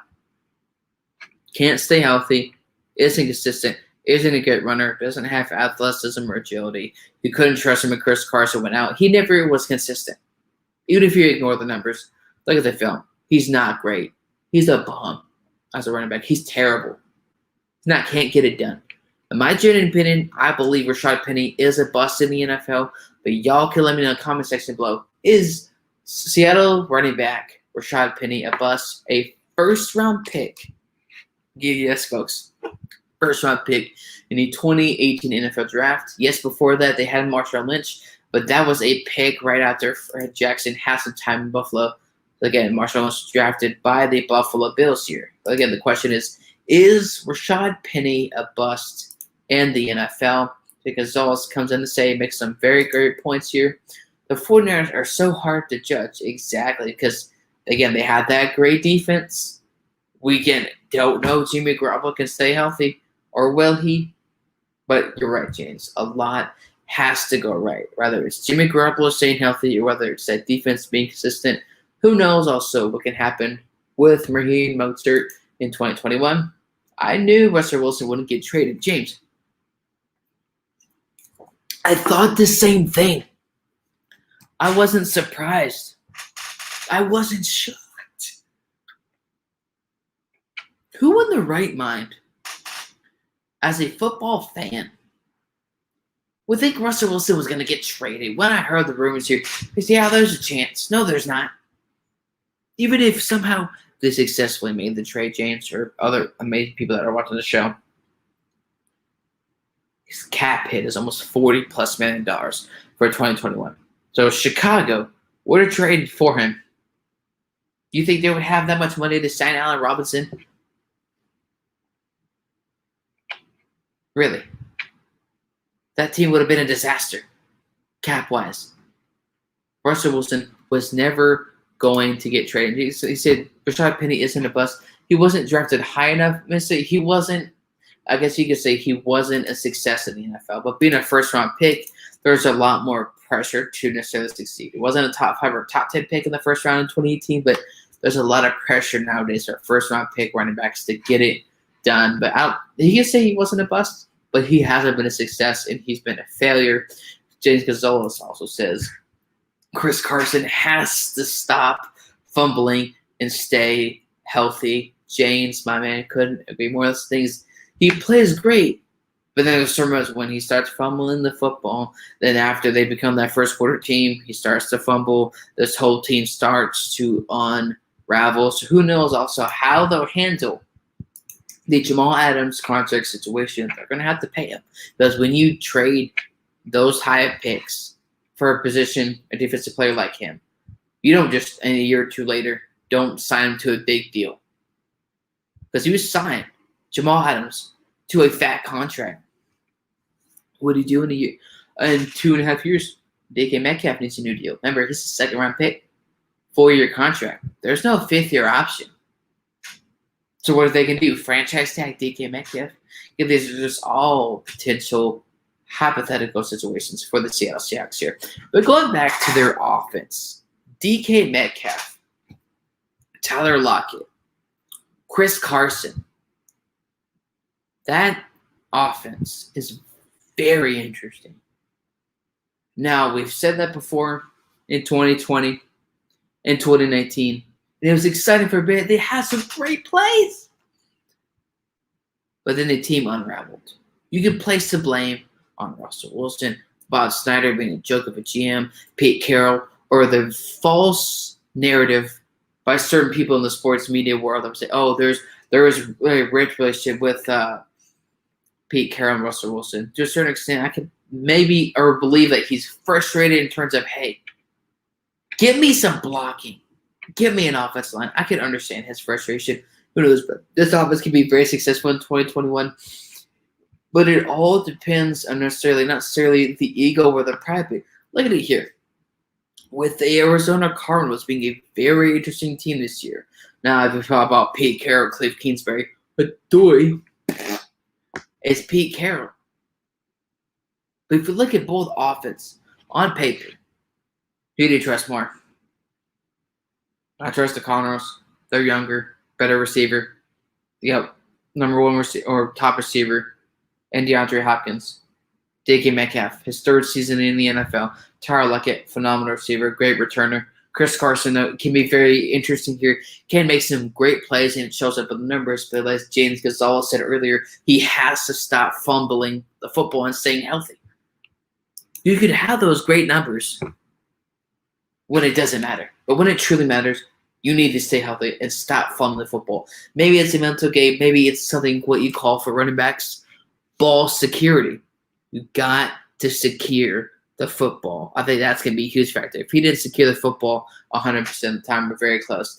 The Seattle team is going to struggle this year because they're one of their biggest things. It turns out their bread and butter for their offense is running the football. Running the football. What happens if Chris Carson fumbles, gets injured? You put in Rashad Penny. What is he going to do? He's not going to get the job done. We know that for sure. They're going to just have Russell Wilson throw. Like, this problem is, like, when they're running, doesn't work. Rashad Penny can't get it done. Chris Carson either can't stop fumbling or can't stay healthy. You're going to expect Russell Wilson just to throw a bunch of footballs, throw a bunch of balls to DK Metcalf and Tyler Lockett and expect to make the playoffs and get a division spot, get a wild card spot, get a bye week. You think any of that's going to happen if Chris Carson's out? I'm not saying all the success goes with just Chris Carson. What I am saying, though, is you can't expect Russell Wilson, and be honest, NFL fans, we should know this. You can't expect Russell Wilson to just throw the ball, DK Metcalf, entire Lockett all season long, and expect to make a deep playoff run.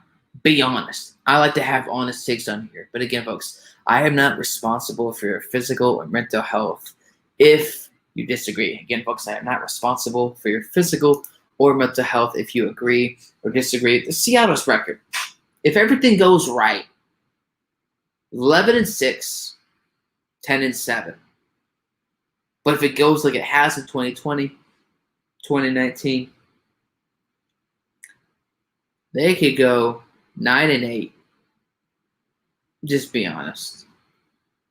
Folks, that's what I like to bring you down to 2020 on the God Over Money Sports Network. Is honesty. James Gonzalez makes a good point, and that's been one of Seattle's kryptonites. Once they're not a first quarter team anymore, Seattle's defense needs to step up too. They do. And this is kind of the thing too, is you still need to step up. But Seattle also needs to draft better at the defensive position. You got Carl Larson part of last year. Okay. You traded for Jamal Adams this past year from the New York Jets out of LSU. Who else do you have on that defense? You're not bringing Richard Sherman back. Or is any NFL team bringing Richard Sherman? Who on that defense is a guy you can trust? Besides Jamal Adams. You know, he's a phenomenal player. If we look at their defensive roster, if I could look that up right now for the Seattle Seahawks, what do you think is going to happen? You're going to see the same Seattle Seahawks year after year after year after year after year. Some people could play him in a GM. Pete Carroll. Spoiler. Could be both. Well, Seattle's struggling to draft at the defensive position, which is ironic because they did very well when they had the Legion of Boom. I'm not saying they don't need to do this. Don't try to recreate the Legion of Boom. That's not what Seattle is doing. But you're right, James. Could agree more, whether it's at defensive tackle, linebacker, outside linebacker, outside defensive tackle, who knows? They have to step up. But you also got to be able to draft the right players that are the best fit for your organization. Offensive line, too. Yes, James, if you make that point. Even before the again, folks, this is before the 2020 NFL season, so don't be like, 2020 already happened. I said this even then, way over a year ago on That One Dude 2020. Go look on the That One Dude 2020 Facebook page. All the videos are still up there for archive. Anybody can check out at any time for free. Before the 2020 NFL season, Russell Wilson was a top 10 most sacked quarterback. Almost 3,900 yards passing plus per year, 30-plus touchdowns, 8 to 9 picks. Those are pretty great numbers. Before the 2020 season, was a top 10 most sacked quarterback. Russell Wilson now, if we even look that up, see how many times Russell Wilson has been sacked. We'll get that, folks, again, ladies and gentlemen, right after this commercial break. Give me just a moment. Again, a real quick commercial break while I look up this stat. We'll see you soon.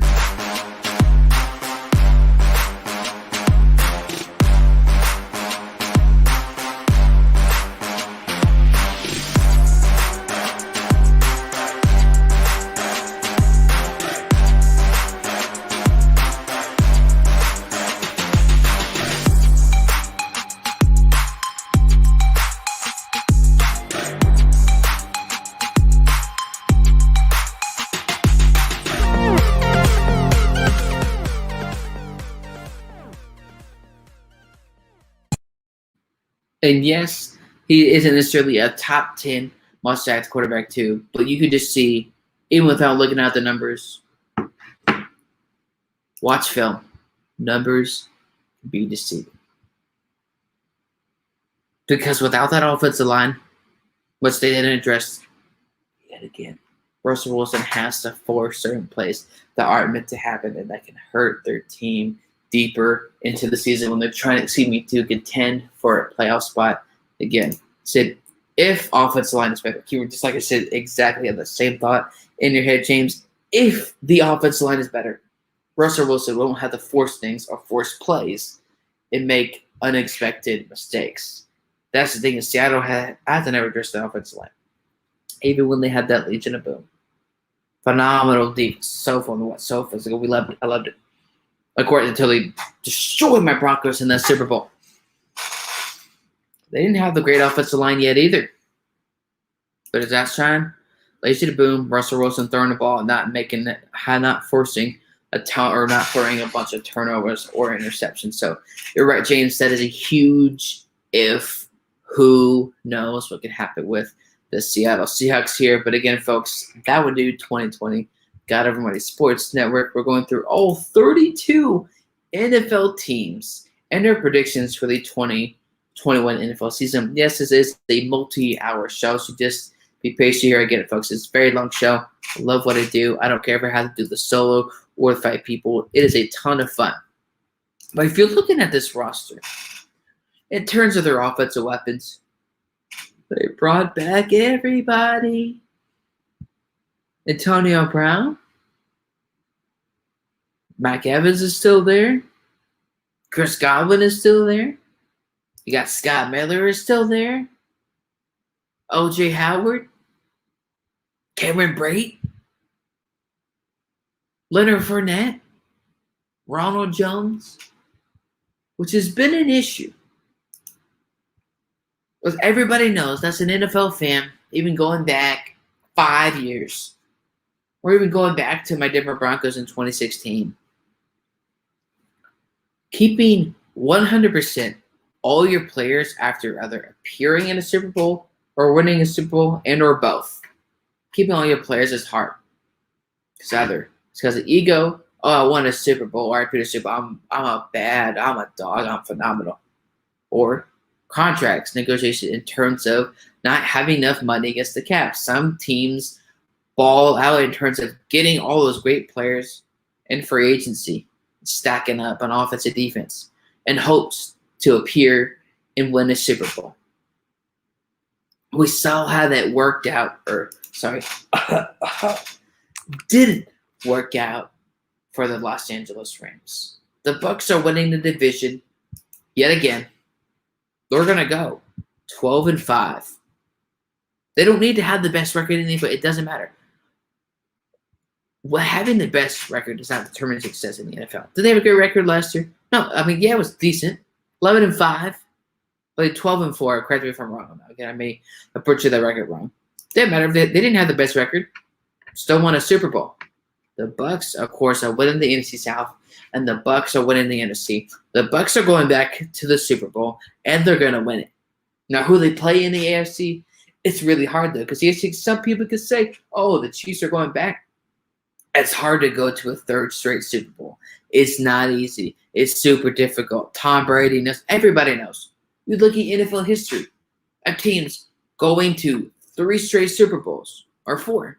That's very hard. Much less to win one. Ask the Buffalo Bills. Ask Jim Kelly. Sorry if that leads to Cyrus in your mouth for any Buffalo Bills fans. But going to the Washington football team, all 32 teams predicting their potential record this year, talking about the weapons and how that's going to mixture well with their starting quarterback or potential hypotheticals, depending on who is the starting NFL quarterback. A multi-hour show here. That one due 2020 on the God Over Money Sports Network here. Ladies and gentlemen, coming back to here for more NFL talk here. Looking at the Washington football team.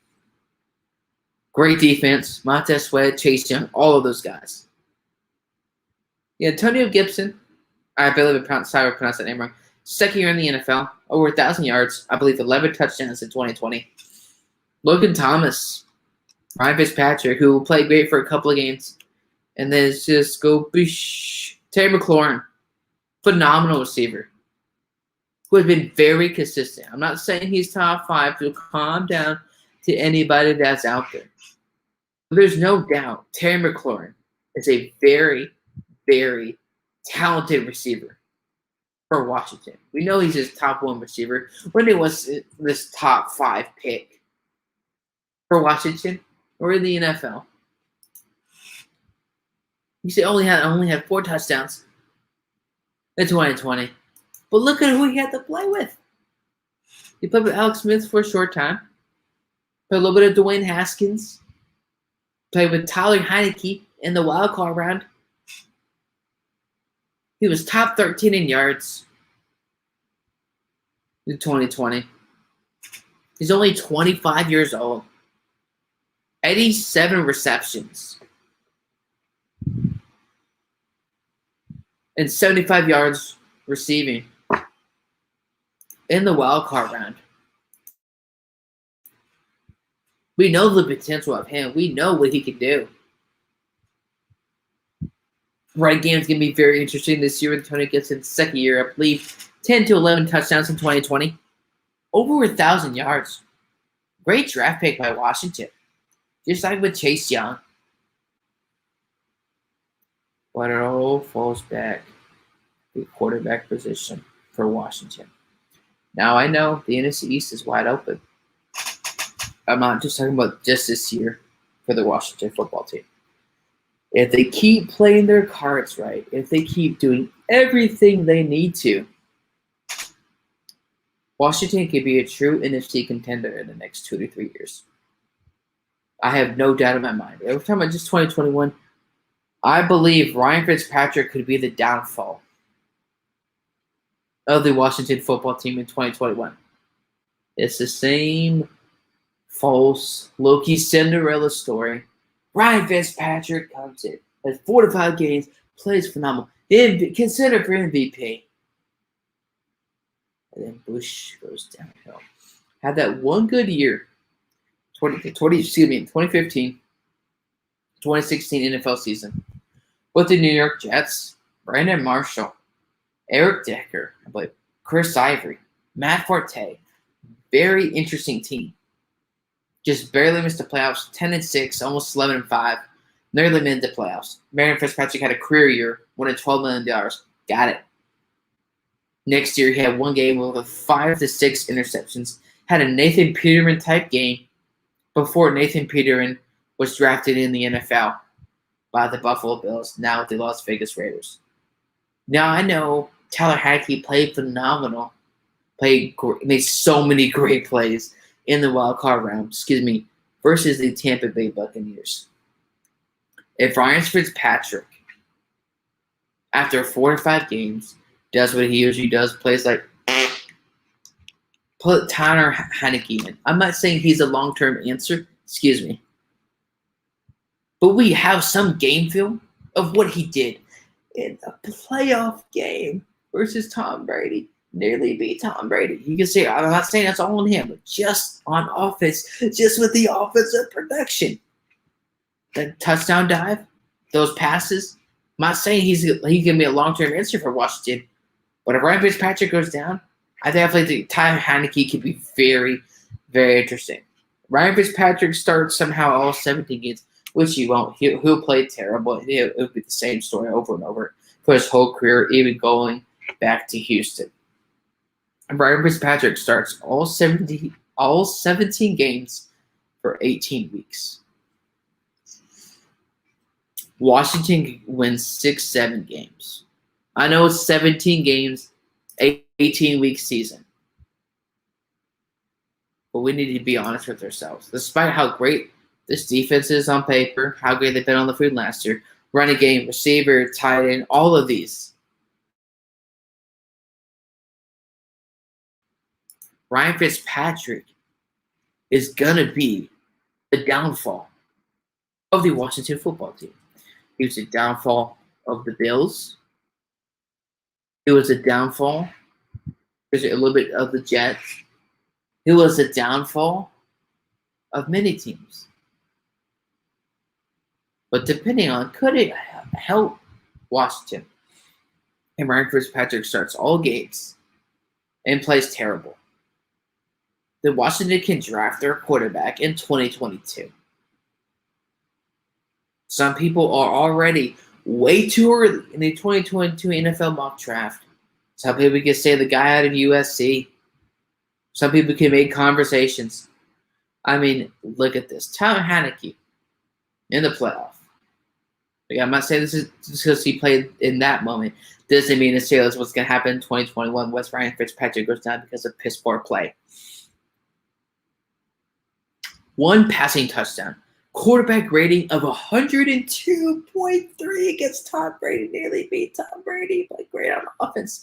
A diving touchdown. 2 touchdowns in that game. I'm not saying he's the answer, but like James Gonzalez says, he was fun to watch. That energy, that swagger. I don't know much about his leadership. He has been in the NFL for a while. He is 28 years old. Birthday was March 15th. So he's been in the NFL for multiple years. And all of a sudden he lights it up in the playoffs. I don't know how that happened. But I guarantee you, when Ryan Fitzpatrick goes down because of piss poor play, I guarantee you he will get it done. And Tyler Heinicke has been in the NFL. I didn't know this again because I watch a lot of football. I follow a lot of football. I had no idea. Tyler Heinicke has been in the NFL. Let's see, folks. Give me just a moment. Tyler Heinicke has been in the NFL since 2017. He probably, I believe, is probably like an undrafted rookie free agent or something. Wasn't his 4th season in the NFL. I don't believe he was drafted at all. But Washington, if Tyler Heinicke starts the whole season again, he won't, folks. It's just a temporary, like hypothetical situation here. They could win 8 to 9 games. He's interesting. He's exciting. Yeah, I know he's in his late 20s. He's not necessarily going to be the answer moving forward. But for this year, he could be a lot of fun to watch. And he wasn't playing like a 27-year-old in that playoff game. He definitely wasn't at all. But the NFC East Open, who knows? There is a way and there is a how. And now going to the AFC for our multi-hour show, multi-hour program here. That one due 2020. Right on the GODOverMoney Sports Network. We're going through all 32 NFL teams and how their season could turn out. Looking at their offensive weapons, all of those things. The Baltimore Ravens. I posted or asked a question on a previous solo show, I believe. What is the biggest question? What's the biggest concern for the Baltimore Ravens in 2021? It's their offense. It's their offense. It's their offensive line. You had your guy that wanted to play right guard, didn't want to pay him right guard money. He got traded. Yondo retired before the 2020 NFL season. You saw it affected him in the Buffalo Bills playoff game. Sooner or later, people are going to realize Lamar Jackson's not a passer. He has to improve on a passer. But when you improve as a passer, as a quarterback, you have protection. You have guys there to protect you. You have guys to help you. I give you time in the pocket. Maybe give you time to get out of the pocket. But they don't have that. Correction. Kevin Snyder, he is a offensive guard for the Ravens. I apologize, but Is he really that guy? Can you trust Kevin Snyder on his own to protect Lamar Jackson? Now, I still think, even though despite having Kevin Snyder on the scene, former right guard for Cleveland Browns, and then a season or two with the Giants when they made that trade for Odell Beckham Jr. in the 2019 free agency period. I still don't think that offensive line can protect him. Even if somehow the offensive line protects Lamar Jackson. Like, look at your receiving weapons here if we break this down. Sammy Watkins on his third NFL team. There's a reason. He's a very interesting guy. He's tall. He's athletic. But again, like James has also talked about with another player, can he stay healthy? Be honest. Can he stay healthy? You're at the receiver in Tyron Wallace out of Oklahoma State. Rookie. You have Justin Tucker at kicker. You have Hollywood Brown. Is he really that true number one receiver? You got J.K. Dobbins, who wasn't, in my opinion, that flashy or that interesting, if we're being honest. If you don't want to look at J.K. Dobbins' numbers, certain moments he just looked like not a first, a second, or even a third round pick. Yes, he had 800 yards and 9 touchdowns. Because the numbers, fine. But I'm looking at in certain moments in big games, he's just not that guy. Because the problem is, like you saw in the Buffalo Bills playoff game, internet issues. Lamar Jackson, when they knew Lamar Jackson can't pass, they kept trying to run when J.K. Dobbins wasn't getting it done. Less than 54 yards per carry, per game, for 16 games. That's not good at all. That's terrible. Now I know this year everything can change. Oh, it's changing. But if the offensive line somehow protects Lamar Jackson, yeah, the running game can still be great. But it all goes back as Lamar. Will he improve as a passer? Somebody say, oh, he won't improve as a passer because maybe the offensive line won't protect him. Well, I talked about earlier earlier in the program. Will we teach our kids? It's responsibility. We don't make excuses. Well, we don't get it done. When we make a mistake, we own up to it. So I don't want to hear any excuses from any sports media people or any fans if Lamar Jackson doesn't get it done this year. There's always an excuse for certain players, and we're all, in my opinion, definitely getting sick and tired of it. But addressing some comments before we move forward with this multi-hour program that we do 2020 GODOverMoney Sports Network, going through all 32 NFL teams and how their season could happen into fruition with the record and potentially some playoff success. Who knows, or way in a how. James Gonzalez says Bucks could either repeat or self-destruct. Exactly. Because of those type of personalities, if something doesn't go right, one play could change their entire season and their Super Bowl chances. I was amazed at the play of Chase Young. I couldn't agree more. My man, phenomenal player at Ohio State, going to continue to do great things in the NFL. Heineke, definitely, James couldn't agree more, was definitely fun to watch. I want Lamar Jackson to stay in the pocket more and throw, save his body. I agree. He definitely needs to stay in the pocket. But the question is, can you trust Kevin Snyder to do that and the rest of the offensive line to protect him? I'm not sure. James Gonzalez agrees with me I believe to a certain extent here. Watkins is not a reliable receiver. Exactly. That's why he's been on 3 teams. There's a reason why Kansas City want to bring him back. Maybe say because of cap situation. Or maybe say Watkins thinks he deserves more money. Clearly he didn't. He didn't get it. He didn't earn it. He's never been, like when we talk about top receivers, let's say for the past 4 to 5 years, or 3.5, 4 years, Sammy Watkins wasn't in the conversation. Not one bit. Couldn't agree more, my man. But look at the record. If the offensive line protects him, Lamar Jackson can improve as a passer, and like Jason says, stays in the pocket, I can see the Baltimore Ravens going 11-6. But if you see what happened in the Buffalo Bills playoff game, half of that, what happened in the Buffalo Bills playoff game in 2021, I can't see them winning more than 8 to 9 games. I don't see anything for the Baltimore Ravens that is just going to light it up, that's going to lift them up and take that next step as a franchise. Going to the Buffalo Bills, my man, who had a very interesting 2020 to 2021 campaign, making the AFC Championship game with Josh Allen, Stephon Diggs, Tyler Kroft.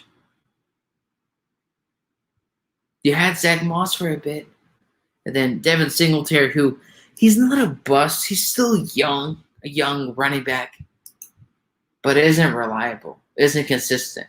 You can't trust him. If you look at the Buffalo Bills, of course, Buffalo Bills first in AFC East last year, 13-3. The question is, can they have that same record? Will they win the AFC East? Yes, they also have to win the AFC East and get to the Super Bowl. I'm not saying the downfall for the Bills is gonna can they trust that running game? Because it worked great last year in terms of, hey, keep relying on Josh Allen to throw the football. But sooner or later, you're going to have to rely on your running backs for some plays to give his arm, to give his shoulder some rest. You're going to have to rely on the running backs. But if Zach Moss is out, Devin Singletary, is not going to get it done. So that definitely is going to have to be addressed. What do you do if Zach Moss is out and you need to rely on the running game with Josh Allen being so physical and so dominant? It could be very interesting how they address maybe some of that in training camp and ahead of the 2021 NFL season. Going to now Josh Allen, Buffalo Bills prediction. Oh boy. I could see them going 12-5, 13-4. It's a high possibility. But those small things like addressing the running attack if Zach Moss is out can be that next step. And speaking of the next step, James Gonzalez comes in to say, can the Buffalo Bills take the next step to the Super Bowl? I'm making my Super Bowl prediction right on the show. Maybe I'm crazy or delusional. It's going to be the Tampa Bay Buccaneers versus the Buffalo Bills in the Super Bowl. This episode Super Bowl 56. I believe, without a doubt, James, the Buffalo Bills can take that next step and get to the Super Bowl. And I'm not saying take it easy in the AFC East, because think about it. You have New York, who's obviously in rebuild mode. You got Zach Wilson, you got Corey Davis, you got all those weapons. Yes, you got New England, who's trying to get to the playoffs this year. Maybe see what Cam Newton can do, or can he stay healthy?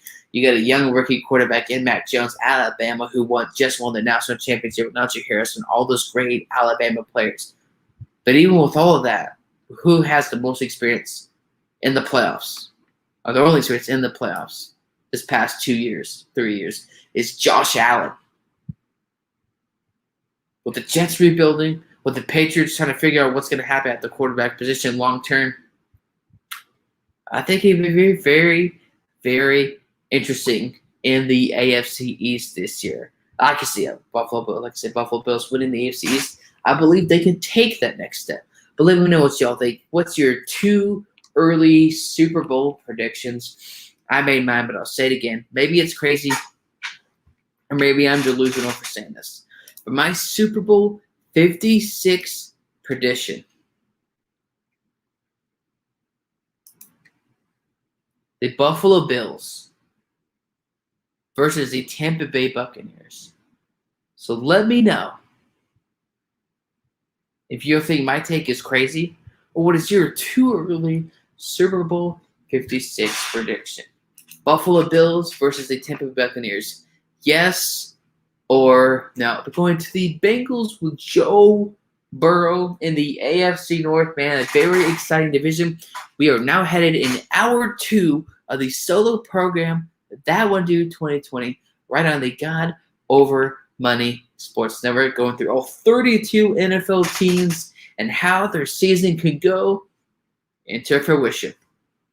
Bengals are, of course, in continued rebuild mode. They make the same dumb mistake and draft a great receiver, Jamar Chase, to play with your bud, Joe Burrow.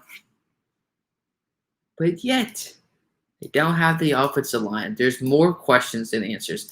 I don't think you have any answers for the Bengals. Yes, I believe Joe Burrow is going to be 100% healthy. He's 100% healthy. But got injured because of that offensive line. And that offensive line didn't protect him last year. Who makes you think the offensive line is going to be any better this year? Your best offensive line player. The 2017 offseason. You trade him to the Rams. How did that work out for you? Your only great offensive line player. Gone. Geno Atkins, gone. Not a great defensive player, but he's gone. I love the new Bengals uniform change. I couldn't agree more. But not sure how it's going to help protect Joe Burrow. Exactly. That's what exactly, James. That's why when we had the NFL draft show on the MI6 Sports Network, it's like, even before, I definitely have a great feeling, funny feeling that the Bengals weren't going to draft the offensive line with that pick. They're going to listen to Joe Burrow. He can play with his bro, my dude, my homie. Instead of getting what he needs, he got what he wanted. And in life, especially with our walk with God or in school, or in our career, or in our job, sometimes getting what we want is more helpful, is more harmful than helpful. Sometimes in life, getting what you want versus what you need is a very important lesson to learn. Sometimes getting what you need versus what you want is a lot more important. And that's the case. The Bengals listened to Joe Burrow. Joe Burrow wanted to play with Jamar Chase. Joe Burrow gets to play with Jamar Chase. But what Joe Burrow really needed was the offensive line. But the Bengals attended to Joe Burrow's wants instead of getting what he needs. And when you do that as an organization, as an NFL organization, as an NFL franchise, you're not going to win a Super Bowl. You're not going to contend. I don't see the Bengals winning more than 6-7 games. I just don't see anything in this Bengals team. You grade Jamar Chase, great. They'll win you some games. Yes. Joe Mixon's gone. Joe Mixon, sorry. What do the Bengals have on defense? Rebuild mode. Year 2. Don't have the offensive line. You're playing with the bro. It's not going to win you a lot of games. More AFC North talk here, but with the Cleveland Browns. I know this is a bold, well, yeah, it's a bold prediction. Maybe it's an Isaiah-type prediction. But looking at the AFC North, I could see the Browns winning the AFC North, but it's going to take a playoff game for them to win that division. It's not going to be easy. The Steelers, they're in I wouldn't say panic mode. This could be Big Ben's last year in the NFL. You drafted Najee Harris in the first round. This team is in win-now mode. Like, not win now, if not this year, the next year. Winning mode now. Win-now mode. This season or bust. There's going to be pressure with the Steelers. Go with the Ravens. A lot of questions. Yes, of course, you can say there's definitely a lot of questions with the Browns. Some people say, oh, last year was a fluke. That game was a fluke. That playoff game was a lot of fun. To see it change the scenery. To see Cleveland win in football. Have some type of winning football in Cleveland. That's fun to watch. That's interesting. But how the offense could be this year? Jarvis Landry. Yeah, Odell Beckham Jr. coming back. Second-year tight end for Cleveland, a free agency in the 2020. Had that tight end from Atlanta. David Njoku. Nick Chubb. Kareem Hunt. That offensive line. Phenomenal team on paper. Baker Mayfield getting better. He doesn't even want to discuss at all, verbally or any way, about a new contract. He wants to win. He wants to win a Super Bowl in Cleveland. I'm not saying they're going to do that, but I'm saying that he cares about winning. His attitude is better. His leadership is better. When you have that better mental capability and have the attitude of team before me, yet you're going to have a lot of success in your career. And I wish Baker Mayfield, the Cleveland Browns, the best. Depending on how this training camp could go, with the 17 games, 18-week season, I could see the Cleveland Browns going, you know what? I'll be generous. 12-5. But that division is going to be tough in 2021. James Gonzalez says, my dream Super Bowl will be the battle of the Las Vegas Raiders versus the LA Rams. You know what, James? I didn't think about that. That, I believe, without a doubt, would be a very, very interesting Super Bowl. Who knows in the future? Maybe. Who knows? Who knows way or how? Finally going to my team. Oh boy. The Denver Broncos. Folks, I know I'm biased as a Broncos fan, but I'm not going to be biased here. Is there a tiny piece of me that thinks we can get Aaron Rodgers? Yeah, there's a chance. Are we going to get him? Probably not. I just don't see how the Denver Broncos are going to get Aaron Rodgers. But I want to ask this one last time, even though this is probably a redundant topic. But folks, let me know what you think. Do the Broncos even have a 2% chance of getting Aaron Rodgers? I don't want to give me any more false hope. But right now on the quarterback roster, Drew Lock and Teddy Bridgewater. I would trust more of Teddy Bridgewater. I would trust more of Teddy Bridgewater. Now, let's see. If Drew Lock starts all 17 games, oh my gosh, that would be a nightmare, folks.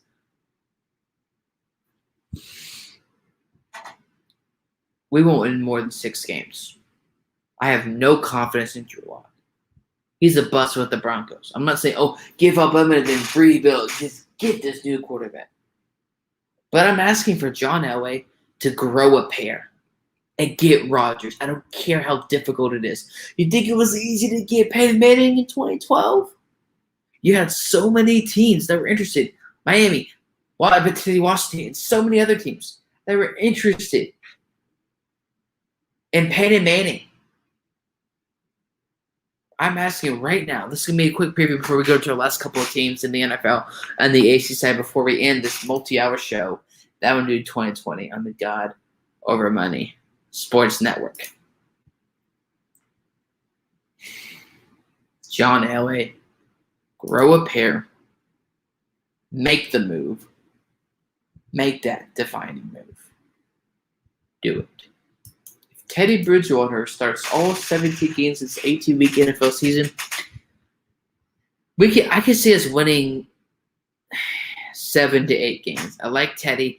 We have that defense is going to be taking us to the playoffs. It's not going to be because Teddy, I think, is a very good answer for the next year or two. Great short-term bridge quarterback. But he's not Drew Lock is not the long-term answer. And neither is Teddy Bridgewater, the long-term answer for the Denver Broncos. Now going to the Houston Texans, presuming, of course, that we know Tyrod Taylor is going to be the starter for the 2021 season for the Houston Texans. Man, this offense is going to suck. Let's just be brutally honest here. It's going to be garbage. Let's look at their weapons, their offensive weapons. Let's look at this. Let's go look at this article here. Their offensive weapons for the Texans. Great running back in Phillip Lindsay. Thanks a lot, John Elway, letting him go. John Elway was using his brain right there, his prefrontal cortex right there. He was definitely using it. But looking at their weapons, offensive weapons, receivers, who do they have? If I'm being honest, I don't follow the Houston Texans really at all that much. You drafted Davis Mills, rookie quarterback, so he could be the future if Tyrod Taylor goes down or has a certain injury. You can see Davis Mills come in. That could be very interesting. I don't know. I just see that exciting. You drafted that rookie center out of Texas A&M, 6'5", 300. Maybe that can help protect either Tyrod Taylor or somehow at a certain point in the season, Davis Mills comes in. I don't know. Who knows? You got Phillip Lindsay on that offensive side of the ball. Desmond King, defensive back out of Iowa. Got him. He had a 1-year deal with Tennessee last year. But if I'm being honest about their record, because look at their offensive weapons, there's really not much. I believe maybe Randall Cobbs is there. I think Brandon Cooks is still there, if I am not mistaken, folks. Again, I haven't followed Brandon Cooks this past year, so I'm not sure. I believe he's still with the Houston Texans. Yes, Houston Texans. Yeah, Brandon Cooks and potentially Randall Cobb. And I'm not even sure he's with the Texans this year. But if I'm being honest, the Texans are going to be the worst team. The Jaguars are going to be better record-wise than the Houston Texans. Who do they have on defense? That's phenomenal. You got Philip Lindsay, great player. I would know. Again, thanks a lot, John Elway. They're not going to get more than 4 wins on the season. Be brutally honest here. That's what I like to bring that one dude 2020 on the God Over Money Sports Network is the honesty, the truth. Not what you want to hear, but sometimes what you need to hear. Again, not all what I say is facts. I'm not always right. No sports commentator is always right. James always takes the words out of my mouth. Couldn't agree more, man. Fans in Houston hoping for at least 2 to 3 wins for the Texans this season. They're contending for that number 1 overall pick in 2022. Yeah, you should draft to Davis Mills. If you have a terrible year, new head coach. Bill O'Brien is gone. He's this offensive guy for Alabama and Nick Saban. Like I said, James, we agree. No more than 4 wins on the season for the Houston Texans. I don't see anything going right for the Houston Texans. In a dream world, of course, this would never happen. Trevor Lawrence is out for the year. You have Ryan Tannehill being out for the year, and Carson Wentz is out for the year. Maybe they get a chance to have more than 4 wins. But again, that is in a dream world, and that would never happen. Addressing 2 comments here from Jason Solis. He says, only Odell can instruct the Browns. Yeah. I don't like the Browns bringing him back. I don't think they don't make him better. They really don't. So you look at, they had some great games last year. But 2020, look at 2020. 2019, the 2019 season. How that worked out. I'm not saying he's a bad dude, but you don't need Odell on this team to make it to the playoffs or to win a playoff game. So I'm not saying he's a great addition. Yes, I agree. But he doesn't make this team any better. So many times people falter to, on paper, you have Odell. That's great. But on paper, it doesn't mean results on the field. So thank you for that. James Gonzalez. Rodgers in Denver. Don't need that negativity as a Raiders fan. Don't need that negativity as a Raiders fan. Ha, ha, ha, ha. You know what? And maybe James potentially call that same therapist as Bucky Barnes has. Definitely. Who knows? But look at these last couple of teams here. The Indianapolis Colts. I'm going to make a prediction here. I'm going to look dopey.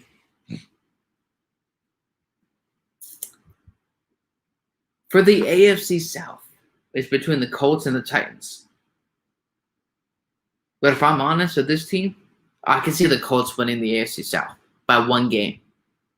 Now, I'm probably going to be wrong, but that's what's fun about these predictions. Let's see how many I can get right and how many I can get wrong. I know people say their biggest thing and really the only thing is the health. I think with Frank Wright being there with the Colts and also going back with Frank Wright being with the Philadelphia Eagles in 2017, Carson Wentz had his career year. 33 TDs, 7 picks, over 3,500 yards passing. Could have been a conversation to win MVP in 2017. Of course, we know the injury and the injury history of Carson Wentz with the Philadelphia Eagles and the NFL. And sorry, folks, had internet issues here. Can Carson Wentz stay healthy? And if he does, I say if, I think Frank Wright could be a big part of how he can stay healthy next year. Pascal, T.Y. Hilton on a 1-year deal. You got a great running core. Marlon Mack, the backup. Second year, running back Jonathan Taylor. Great weapons. Better offensive line. Very great defense. Great left guard. And Quentin Nelson, his fourth year in the NFL. This Colts team is going to be very interesting if Carson Wentz stays healthy. I can see the Colts winning this division. 11-6, 12-5 for the Indianapolis Colts. But for any of these teams so far, whether you agree or disagree, let me know in the comment section below. Who do y'all think is going to be the worst team in the NFL? And who do y'all think is going to be the best team in the NFL? Now going to these last couple of teams here, the Jacksonville Jaguars. I know there's been some controversy on a player in Tim Tebow being on the team, which is stupid for that to be controversial in the first place. I know people have certain opinions on that, but definitely disagree a lot with the hate of the Jaguars signing Tim Tebow here. If you look at these weapons, man, dude, Trevor Lawrence out of Clemson, you got Travis Etienne, Urban Myers trying to recreate what he had at Florida, which I think he'd be very interesting in the NFL. Treadwell, the former first-round pick out of Minnesota. This team, James Robinson, third year this year out of Illinois State. Running back. Second year. Great first year in the NFL. Great replacement for Leonard Fournette. This team, Cam Robinson, offensive tackle. This team could be really special in 2021. Remember, you also got Josh Allen, defensive end. With how this team is set, yes, they're young, so that could hurt them. But in rebuild mode, you're not in a rush. Let's see how the organization does hold it. But James, 7 wins in the ceiling for the Jacksonville Jaguars. Frankly, my man, couldn't agree more on that one. You just never know what can happen. But 7 wins, I definitely think is the same for the Jacksonville Jaguars. Going here, this team. Boo. The Kansas City Chiefs. Boo. Boo. It's Patrick Mahomes. They're winning the division, and they're going 13-4. There's really not much else to say. Great weapons. Phenomenal future first ballot Hall of Fame quarterback. Super Bowl MVP. Nothing can stop Patrick Mahomes and the Chiefs from winning that division. I love my Broncos, but unless we have a chance to get Aaron Rodgers, we're not bidding out the Chiefs in any way, shape, or form. Winning the AFC West. Man, oh man, the Las Vegas Raiders. Josh Jacobs. They got Kenyon Drake. Derek Carr, who's in question if he can get the job done. Media concerning that. Sports fans concerning that. But James, I don't want to hear you as a Raiders fan. What are your thoughts on Derek Carr and this team moving forward? If the Raiders don't make the playoffs, what is going to be in the conversation of Gruden being their head coach and not having made the playoffs? It's not looking any higher. So I would love to hear any of y'all's other opinions. James Gonzalez, the local Raiders fan here on the fans of the network. Excuse me, all burps and farts are allowed. It's just a burp fart so y'all can grow up. He says Raiders only winning 6-7 games, 6-7 wins. Not looking any higher. I don't know. I mean, I think my Broncos could have a better season here. But again, I like Derek Carr. I'm a defender of Derek Carr, just like I wasn't a Jimmy Garoppolo fan. I'm a Jimmy Garoppolo defender. There can be a difference. They don't have to be intertwined. They don't have to be the same. If you think it'd be interesting here, and you're right, James, Carr can only do so much, and that's the thing is there's not one specific skill set that he has. It's like, oh my gosh, like a Patrick Mahomes where he gets out of the pocket and his shoulder movement separates him from anybody in the NFL and has the best arm in the NFL. I mean, just else thinks that Derek Carr stays after this season. That's definitely a high possibility. But what does it benefit the Raiders to keep him after the 2021 campaign? Now, I definitely think they should, but if you don't keep Derek Carr after 2021, what are you going to do? Shoot your shot for a guy in the draft? So you're rebuilding here? Even though you've been in rebuild for the past 3 to 4 seasons, you're rebuilding again? You don't believe in Derek Carr?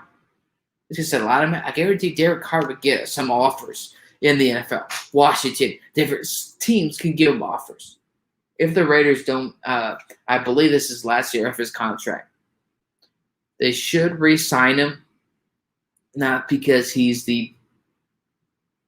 necessarily an elite top 5, top 10, or top 12 quarterback, but he's necessarily their only / and or best officer right now for the Las Vegas Raiders. But again, maybe 6-7 wins on the season, like James Gonzalez says. Man, the Chargers here, man, oh man. Boo, Chargers. Boo, boo, boo, boo. Sorry, Trevor.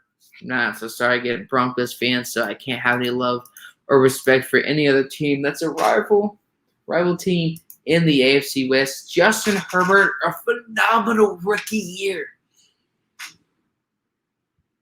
Can he up it? Or does he really need to? That's the thing.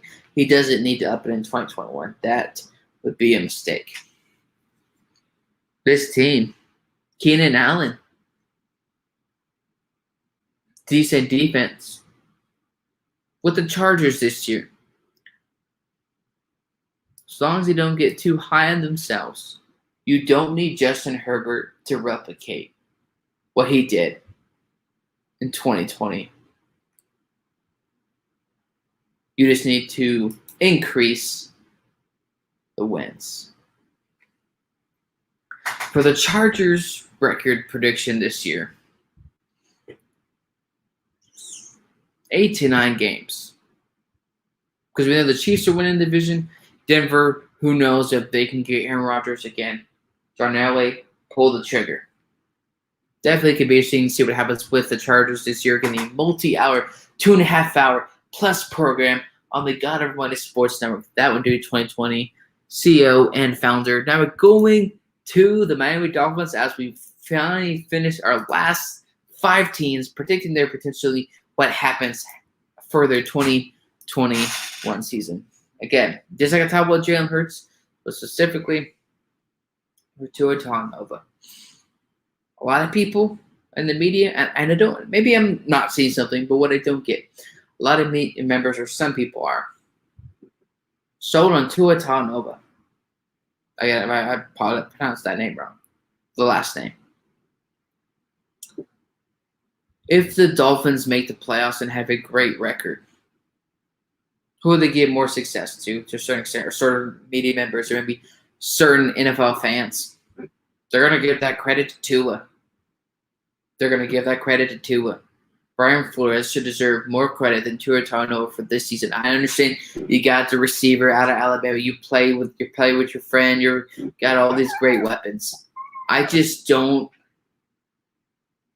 see a specific tool set, whether it's your shoulder motions, your mobility, how you get it out of the pocket here, how you pass on the field. I'm not sure. I don't trust Tua. So did they peak last season? Was that their best success they're going to have? A lot of times with certain teams, I don't know, success is great. You want success. You don't want to have losing season after losing season. But at the same time, when you have too much success too early, that's going to hurt the team. Just like James Gonzalez says to my point here. Miami peaked early last season. Could see them fall this season. I don't trust. I think we say I don't trust Tua. Couldn't agree more, my man. And some of the organization don't either. But they're not going to outright do potentially to what other people handle with certain other quarterbacks. I guarantee you, more people don't trust Tua, the more people trust Tua Tagovailoa. It's not because he's left-handed. I don't care if it's left-handed, right-handed, middle-handed, or back-handed. I don't care. If you can play, you can ball out, you can build this team, I'll give you full credit. Great team. Good quarterback. But Tua Tagovailoa, isn't that at all. I can see Miami winning 7 to 8 games this season. Again, a lot of my predictions are usually wrong, but that's the great and firm reason of predicting NFL seasons and how it is going to go for all teams. It's always just a fun thing to do. But our last 4 teams here, the New England Patriots. I know Cam Newton said out there on a YouTube video or social media, he's trying to prove the doubters wrong. What? On what? So you can start off 16 games? Oh, wait, it's 17 games, 18 weeks. What are you trying to prove? You're not an elite quarterback. You never were. So many meme members talked about you a lot to the where you thought you were greater than what you were.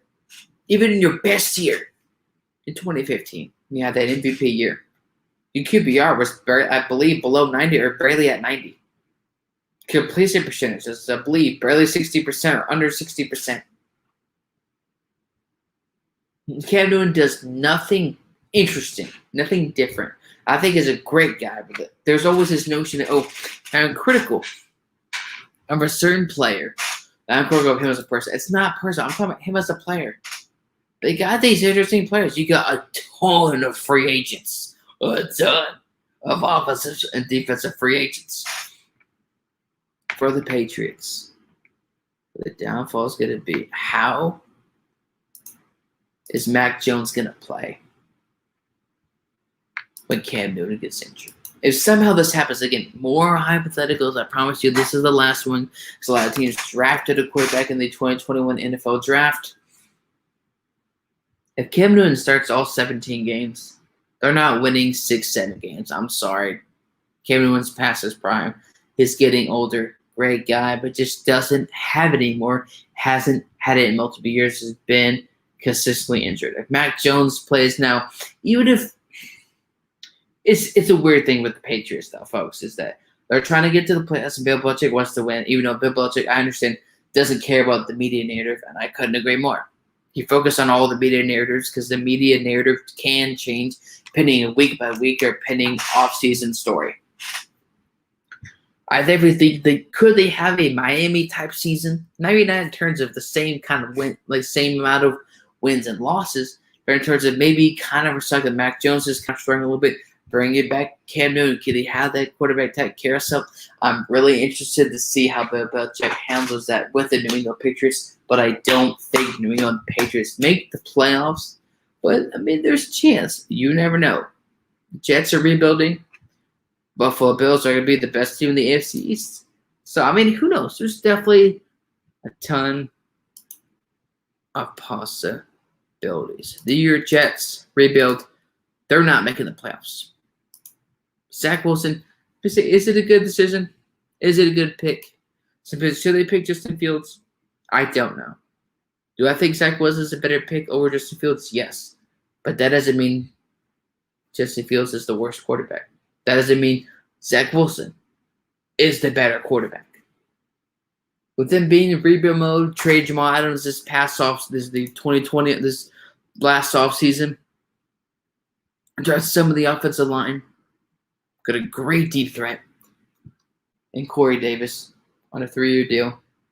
You got a great defensive end that you traded for from the Saints. Sheldon Rankins, great defensive end. You got Quentin Williams. It's up in the air if they're going to keep him long term. The running back. Who knows? Denzel Mims, second year. Had a decent year last year. Out of Baylor. 207, 6'3". Receiver. Virginia Gonzalez point this out perfectly. Everything is up in the air for the Jets. They've always, the Jets draft a rookie quarterback. Is he the future?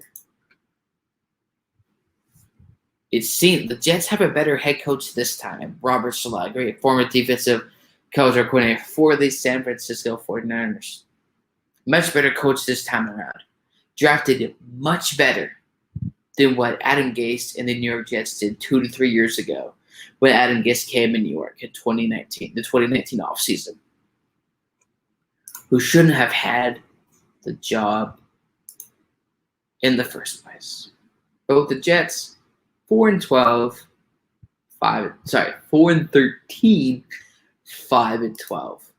Gonna be an interesting season overall, but I wish them the best. Ben Roethlisberger and the Steelers, they'll have a winning season and have a chance to make the playoffs, but again, it's gonna be between Cleveland and the Ravens, but not in the regular season. The Browns are going back to the playoffs. We know the Ravens are coming back to the playoffs. It's going to be in the wild card round. Again, maybe I'm getting the wrong format, so I don't understand how the wild card works for the first NFL season with 17 games, 18-week NFL season. I just don't see how the Steelers are going to make the playoffs. Their offense was so predictable last year. Pass. Yeah, Juju Smith on a 1-year deal. Of the added pressures of what could happen after the season if it goes wrong, will that affect how they play on the field and how it affects their win and losses? Yes, they were first in the AFC North last year. Yes, they were 12-4. They're not going 12-4. They're not going 13-4. They're going to win 10 to 11 games, have just barely missed the playoffs, and Big Ben's going to retire. I don't understand. I get they want to keep Big Ben around. I get he's a 2-time Super Bowl champion. He's a future first ballot Hall of Famer. They definitely don't have nothing else left to prove at all. So I don't agree with him coming back, but that's just me. I'm not a GM, not an owner, or anything else of the sorts. But our final NFL team before we go into tonight's final thoughts. Tennessee Titans. Now they got the three, if not the best running back in the NFL. Ryan Tannehill, a very good quarterback. A.J. Brown. Wait, you traded John Smith. He's not there. Dory. Julio Jones.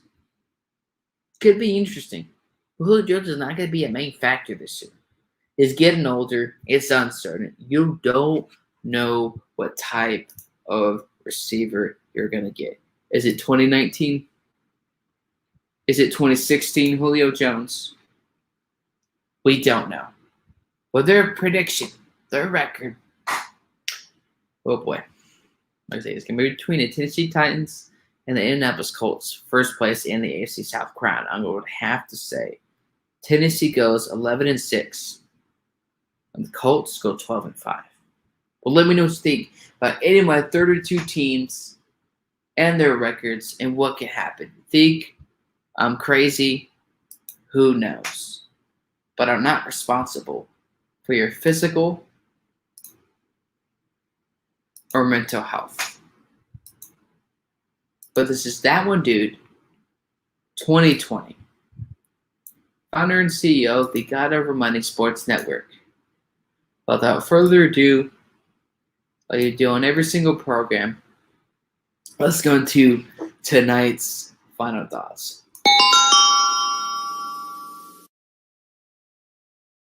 Again, folks, this has been a very long and productive show. The longest solo show in my sports career history. 2.5 hours. 2.5 hours. I love it. I love doing this. Thank you all so much for the support. Before we kind of end this multi-hour program, I want to thank James Gonzalez and Jamie Gonzalez coming in early on the program. Keep doing your thing, my man. Thank you so much for the support. It's much appreciated, and I can't wait to see what you do in the future, my man. Thank you, Isaiah Leong from the MI6 Sports Network. Thank you, James, for tuning in, putting all these awesome comments, questions, concerns, or anything else of the sorts. It's a fun show. I love doing this. Even if I had to do this network solo, I love doing this. I love sports. It's not always going to be easy. It's meant to be easy in this walk with God. It's not meant to be easy in the sports world. It's not. I don't want it spoon-fed to me. I don't. I love doing this. Thank you all so much for the support. Thanks for the show. It's an honor, my man. We are going to be taking a break for the next week or two because we're getting ready for huge special guest appearances on the network in August and in September. So wait. And one of those months is going to be the biggest guest I have ever had in my sports career. All credit and all glory goes to God. I have spoken. Thank you all so much for the support. Down Dude 2020, CEO and founder of the God Over Money Sports Network. I'll see y'all later in August. A lot of special guests coming. We'll see you soon. God bless and bye-bye.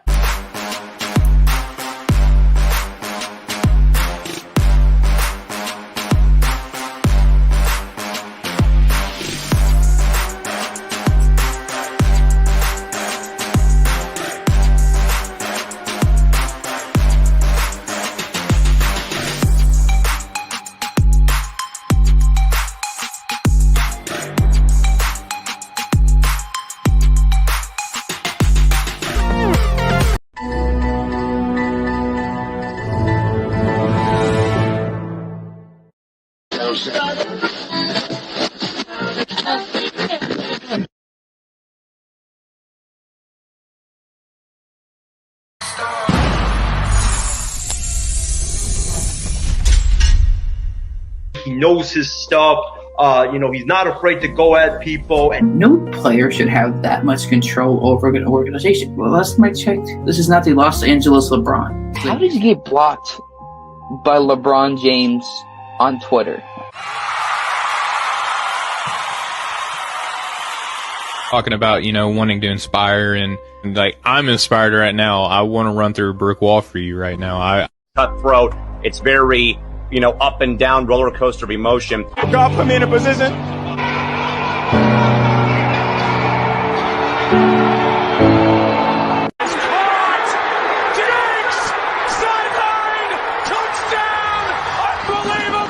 It's always a good time when I get to get on that Dude 2020's show.